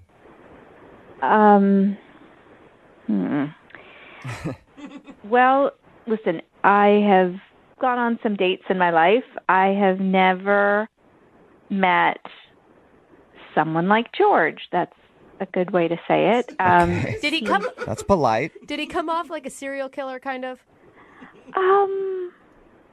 The nicest one ever. The nicest serial killer ever. Okay. They always are. Hey, at least he was nice, right? It was interesting, to say the least. Oh, my gosh. There's like a seed of potential in there that needs some nurturing. So George has a seed of potential. Yes.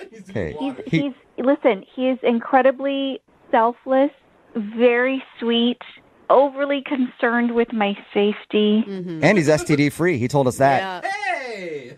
Yeah, I learned that on the date. Yeah. So He told us about that. And he admitted that he thinks that could have been the reason that you're not calling him back. Could have been. and there's that little seed. He kind of knows, but he doesn't, Can you explain the date in your words? We heard from him a little bit about your date, but I'm just curious to hear your side of the story. Well, initially it was like very, polite. And here, let me get your chair. And, you guys, I sneezed during the date. And kindly he said, bless you. And then he went to go blow my nose. What? He went to go blow my nose. And then I was like, oh, my God, do I have like a booger hanging out of my nose? How embarrassing. And he was like, dabbing my nose, and he's like, oh, good, I just didn't want any germs to spread because I don't like germs and I don't want them to get on you. So it was this very awkward thing at the beginning, and then we leave the restaurant, we're walking, and, he was walking on the sidewalk, and we're about to cross the street, and there was a car, and it was nowhere near me, and he starts yelling at the car, be careful, you're going to hit my date, almost like announcing, like, we're going to cross the street, everybody stop. How embarrassing. No. It was one of those things where it's like, okay, it can't get worse. Okay, it can't get worse. And it kept getting worse. And then I just wanted out. So at one point, we're standing, waiting to cross another street. And he realizes that I'm standing, like, on a grate. And he starts lecturing me. He goes, do you know how many people die every year standing on a grate by falling through? And also, slightly, I'm like, oh, my God, how many? Really? He's like, well, I don't know, but I bet the number's really high. He hadn't even researched this. I was like, I guarantee people fall through those things all the time on city streets. I'd never heard of that. I was like the most paranoid mom ever on a date with you. And I was like, make it stop. I can't. Did you ever address it with him? Like, No. I'm not a charity corporation. I don't take care of people. I was on a date. I'm not here to fix people. I got my own stuff. Okay. I don't think that I need to be the person to tell him all that. Okay. Interesting. Hey, Tiffany, this is George. Wow. Hey, George, hold on 1 second. I think I need to let Tiffany what's going on. Whoa. Tiffany, George is on the other line listening and wants to talk to you. He was supposed to wait for a second, but... George! I'm just a little confused here because I've been listening to this whole thing where you thought you might die. If anything, the whole date was to make you feel like you would live, for a long time. That was my point. The point of dating me is to make sure you can live for a long time. Yeah, I don't understand. It's the nicest serial killer comment. I mean, it's being, well, you got the nice part right, okay? But the serial killer stuff and that car was reckless. Okay. He had no George, business. wait. What you didn't hear, listen, yes, you heard a lot of stuff I said. What you didn't hear is that there is a seed somewhere I did hear inside. that. A seed of potential. Work on it. You called me selfless, sweet, kind of cute. Huh?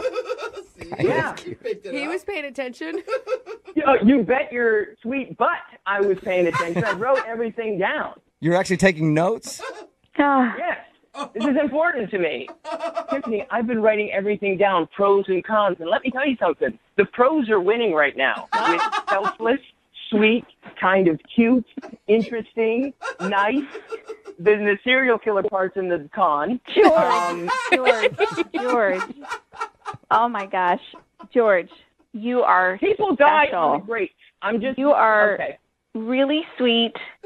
You really mean well. And that's really good about you. But maybe you just try too hard and then you lose sight of who you are. Because you're trying to be this super dating hero that doesn't exist. And then you end up becoming nothing but scary things. Well, I just want you to feel comfortable. And I guess I did it too much. Yeah. I did it too much. Mm-hmm. George, you're coming off as an overbearing mother who nags her child, and that's not sexy. Yeah. Well, to me, safety is the sexiest thing in a person, I think. All right? George? Yes? You know what? If that is what you, in your heart, believe and want, then you need to find yourself some girl who's looking for that. There's a girl out there somewhere looking for the Brad Pitt of safety, and you're her guy. And you guys are going to rock. You're going to be awesome. Where do you think I could find her? I do not know. George. Tiffany, would you like to go out on a second date with George? We'll pay for it. It doesn't have to be a date. You can just get together and maybe help him find a girl that's into safety. Come I'm on. down. Come on, Tiffany. I mean, I know you don't want a charity case, but he needs help, man. Yeah, he's likable at least. Listen, baby steps. I will let him email me for dating advice, and we could start there. I can get your personal email? My work email. There you go, George. Okay, that sounds pretty good. Yeah. Okay, so you didn't get a second date out of the whole thing, but we're playing the long play here. Long play. Yeah, long okay. play. Okay. Well, wait. George, let me be clear. This is not a long play on a second date. This is dating advice, a dating coach. I'm going to help you. No, I get you. So we'll go on a second date. No. The pressure is on. George, I'm telling you right now, if you ask me out on a date, the answer is no. But if you need advice, I'm here for you. No, totally. I'm just saying, like, if we were to, like, do a mock date, you know? He's trying everything. He's trying. Yeah, let's go out and role play sometime and see how it works. George. I'm just saying it could be nice, in the moment. George. Smoother than I expected. George, I don't think you're going to get a second date out of this, but you did strike up a friendship, it sounds like, with Tiffany, and maybe she can help you in the dating world. It too. Okay. Pushing it. You've made contact with Tiffany, and she's agreed to help you out. Thank you, Jubal. I appreciate it, man. You're welcome. Oh, my gosh. This is great. All right. Beginning of a great rate, friendship. Sorry. Brooke and Jubal in the morning. Text in at 78592 that says, that guy indeed was the Brad Pitt of safety. We're talking about today's second date update. If you missed it, George wanted to call a girl named Tiffany who wasn't calling him back after their date.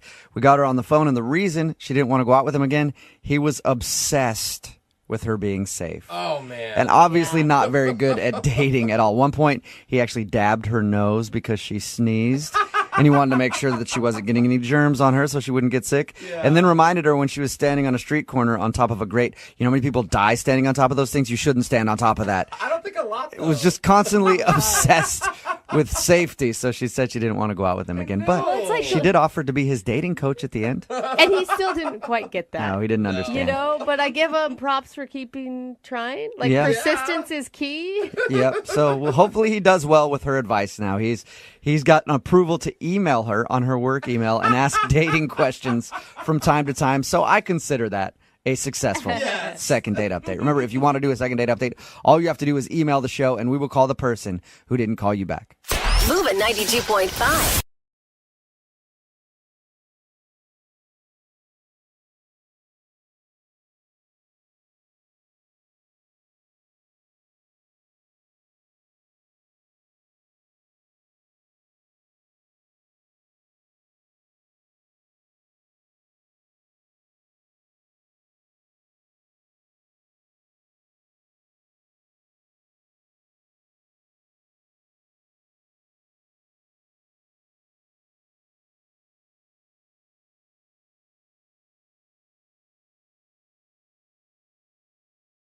Every time we do a second date and I start it off by saying, this is the craziest place I've ever heard of two people meeting, I always think that's going to be the last time that I say that. Yeah. And then I get emails like we got for today's second date, and I have to say it again.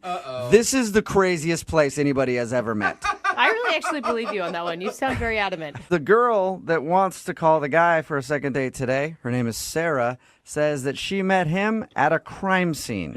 What? Yeah. No way. What's up, Sarah? Hi. Congratulations. Oh, no. You officially have the title of the weirdest place of meeting anybody for a date ever. How did that happen? Okay, so this was about a week ago, and I was at a convenience store. I was just picking up some stuff for my apartment, and I'm in one of the aisles, and I turn around, and I see this guy at the counter with a gun, facing it at the shop owner. Please don't continue by saying that you thought he was really cute and you got his number. That would be amazing. Not exactly. I think that'd be amazing, though. Ooh, bad boy. Dude, some women are into it, man. I can see it happening. Anything can be attractive with a gun, but not exactly him. Okay. That's frightening. It was, because I've never been in a situation like that, so it kind of rattled my nerves, and I started to shake a little bit. And I feel like even people who have been in a situation like that, it would still rattle their nerves to be in the middle of a convenience store robbery. Don't worry, guys. I've done this 4 times. It's not a big deal. Not again. So I I started to shake a little bit, and I didn't know what was going on, and it seemed forever, but the guy with the gun got spooked and ran out. So no harm, no foul. It was just the fact of seeing that happen scared me.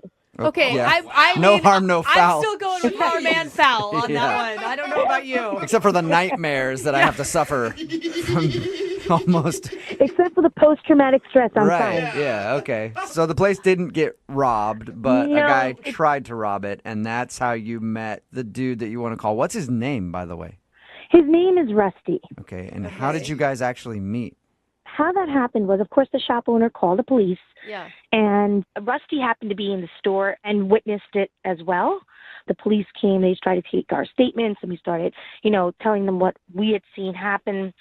And once the police was gone, I was still shaking a little bit. And so Rusty looked at me, and for me, it's so sexy when a guy can make you laugh, even in a very difficult situation.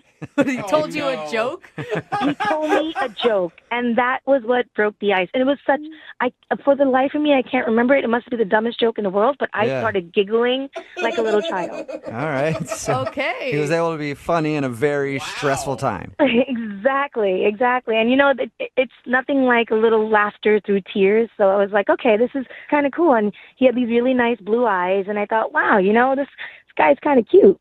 And I think he started feeling the vibe from me, and I started feeling a vibe from him. And he's like, you know what? There's a bar down the street. Want to go catch a drink? I was like, how about 5? Because I could use them right now. They say that, like, if you have a near-death experience with somebody, you're, like, instantly bonded with them, and it's actually, like, a great way to meet people. That's why they encourage you to do, like, crazy stuff on dates, like skydive and stuff. I didn't know that.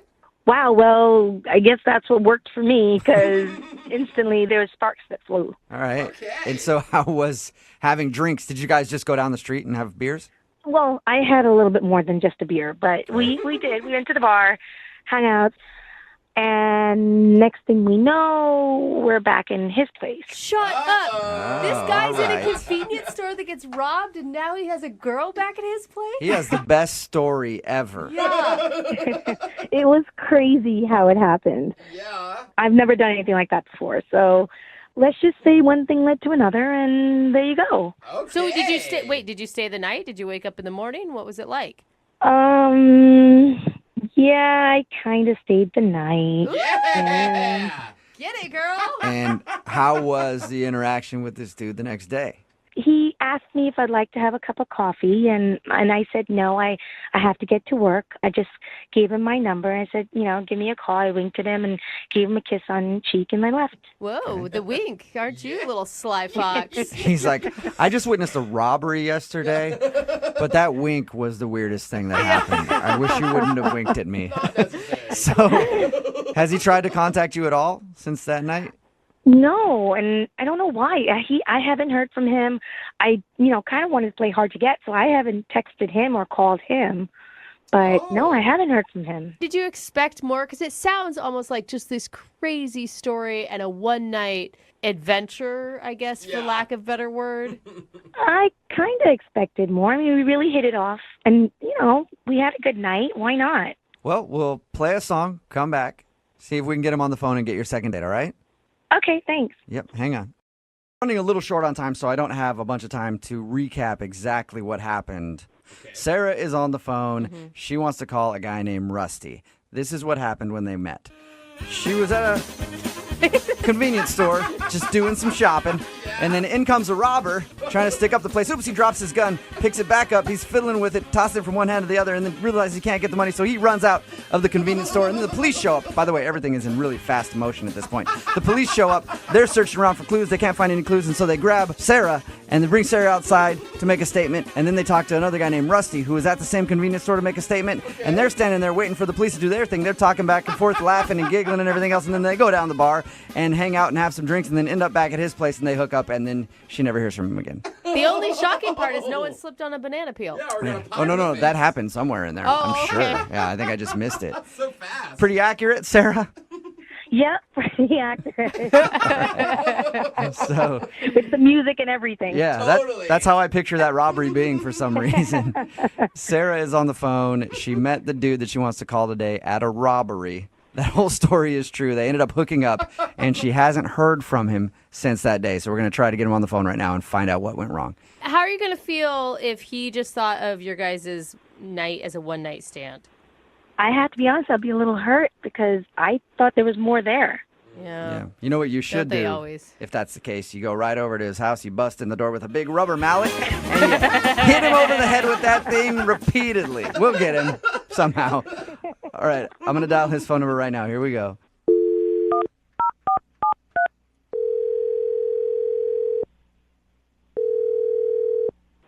Hello? Hi, I was looking for Rusty. Yeah, this is him. Hey, Rusty. How are you, man? Fine. Who's this? This is Jubal from Brooke and Jubal in the Morning. Oh, okay. Who's that? That is me, and I host a radio show called Brooke and Jubal in the Morning. And we're calling people who were recently in a convenience store robbery to ask them some questions. That's actually true. Oh, You were just in a convenience store robbery, right? I mean, yeah. How do you know that? Oh, I know that because we talked to a girl named Sarah who was at the same convenience store robbery, and she mentioned your name. Really? Yeah. Yeah. Actually, Sarah wanted us to call you because she told us all about the robbery and how you guys met when you were giving your police statement and how you went to the bar and then went back to your place and had a really fun night. Okay, this is weird. Why did she tell you all that information? Well, a lot of information. She's wondering why you haven't called her since then. I figured you guys just had one crazy, dangerous night and that you wanted nothing else from her. No, I mean, it's more than that, but I don't want to talk about it. Do you like her? Did you like her? Yeah, she was awesome. It was a wonderful time. So wait, I mean, when you guys were hanging out, you didn't think that would be the last time you saw her? No, I don't think it's going to be the last time that we hang out. Okay, but you're not calling her. I don't know you very well, Rusty, but I can tell you this. Usually if you want to see somebody, you have to kind of like contact them. Yeah. I know, and I will. It's just, I got some stuff I got to take care of first, and then I'm going to call her. Can you tell us what you have to take care of? I don't know you guys very well. What do you mean you don't know us very well, dude? We've been on the phone for like 2 minutes. I feel like you're my best friend, Rusty. Look, man, she's really confused. She liked you a lot. She thought you were really funny. And also the other things that you did, she liked too. And so it would help if we could at least tell her why you're not calling her back. I don't want her to know why I'm not calling her back. Are you in a relationship? Really? I mean, I could see like you get caught up in the moment, adrenaline's going. Look, if I tell you guys what's going on, do you promise not to tell her? Sure. It's just important. I'm going to talk to her. I'm going to go through with this, but I don't want her to know why yet. Okay. It's your responsibility to tell her then. Yeah. I'm in a relationship. And what? I'm going to break up with her, this girl that I'm dating. I'm going to break it. Things weren't good in the first place, and with everything that happened at the robbery, the adrenaline started going. It was one of the crazy experiences I've ever had, and everything kind of got overwhelming, and stuff with Sarah kicked off, and it was great, and I really like her. Whoa. And I want to do the right thing and not see her until the relationship I'm in is over. So, you have a girlfriend? Did you think in the hours that we spent together that maybe you could have shared that with me? Hey, Rusty, that's Sarah. She was on the phone listening. Sorry. Are you kidding me? No. Sorry. I told you I wouldn't tell her, Rusty. Yeah, but you didn't tell me she was listening. I'm bad with details. I'm sorry. Are you kidding me, Rusty? We spent how many hours at that bar? Did you even bother to tell me? I had no idea that you were on the phone. Does that matter? Yeah, because if you weren't listening, then you wouldn't have known about the mistake I made of sleeping with you while I was in a relationship. I was a mistake? No. Are you kidding me right now? You weren't the mistake. The mistake I made was sleeping with you. That sounds even worse. What the hell? No, that's not what I mean. Really, Rusty? What do you mean? What I mean was that whole day, everything that happened that day was wonderful and awesome, and I got overwhelmed, and I made a poor choice. So what happens? You get involved with me and somebody else brings out a gun, you're going to sleep with somebody else? Is that how that works? I don't think that getting in the middle of a crime scene is going to be something I make a habit of doing. I got to tell you, Rusty, I am so disappointed right now. Why didn't you just tell me that night, or you could have called the next day and explained yourself instead of me having to go through all this?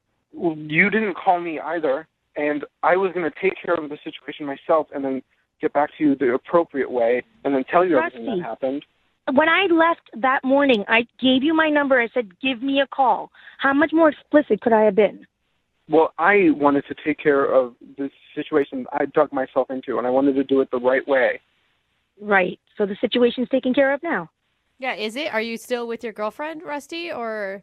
I haven't told her yet, but I plan to do it in 2 days. In 2 days? Why 2 days, Rusty? Yeah, do it now. My buddy's going to lend me his car so I could get some stuff out of her place, and I was going to do it all in the same day, and he wasn't available to help me out until a couple days from now, so I was just waiting till then to do it so it could be all taken care of as cleanly and smoothly as possible. So let me get this straight. You want me to wait like 2 days and 3 hours and 45 seconds till you break up with your girlfriend, and then you're going to start a new relationship with me. That sounds so promising. I mean, yeah. Really? I think she was being sarcastic, Rusty. Are you being serious right now, Rusty? Yes, I'm being serious. That was my plan. I can try to, if I can try to speed things up, like 24 hours, I will. You know what I'll do? I'll set my timer right now. How about that? Sarah, I can't believe I'm saying this, but I'm kind of like rooting for Rusty a little bit. We've all been okay. Granted, the sleeping together thing, not cool at all. Cheating, not cool. I get that. But he sounds truly remorseful, and he's not trying to play you, and he's actually trying to now fix it and go back to being honest, I guess. Yeah, you should listen to her. I mean, I'm trying to be honest right now and do the right thing in the situation because I made a mistake. And I'm trying to fix it. And he just needs 2 days or maybe 24 hours if you need the process sped up. Sarah, I mean, we already know Rusty's answer. Sarah, do you want to go out with Rusty again? You called in for the second date, but we will pay for another date for you guys in maybe a day or two. I guess I need to wait the 24 hours first. I think so, yeah. It's like a waiting period, layaway almost. All joking aside, are you serious? Will you go out with him again if he breaks up with his girlfriend? You know, I'll give him 24 hours to get his taken care of. But if not, I'm out. I'm sorry, I can't. Okay, Rusty. Reasonable. You're on the clock, Rusty. You got 24 hours. Okay, I'm going to call my friend right now and make sure I can get his truck. All right. Well, good luck. Sarah, sort of a congratulations. We don't know yet. It's a congratulations. You got a second date based on the fact that he can break up with his girlfriend in the next 24 hours. Rusty, get to work. I'll do my best. I know I'm on the clock. Okay. Well, Rusty, if your buddy falls through, you know that there's companies like U-Haul and stuff, right? You don't have to wait for him. Yeah, but that costs money, and this guy is free and reliable. Oh my God! Sounds super reliable.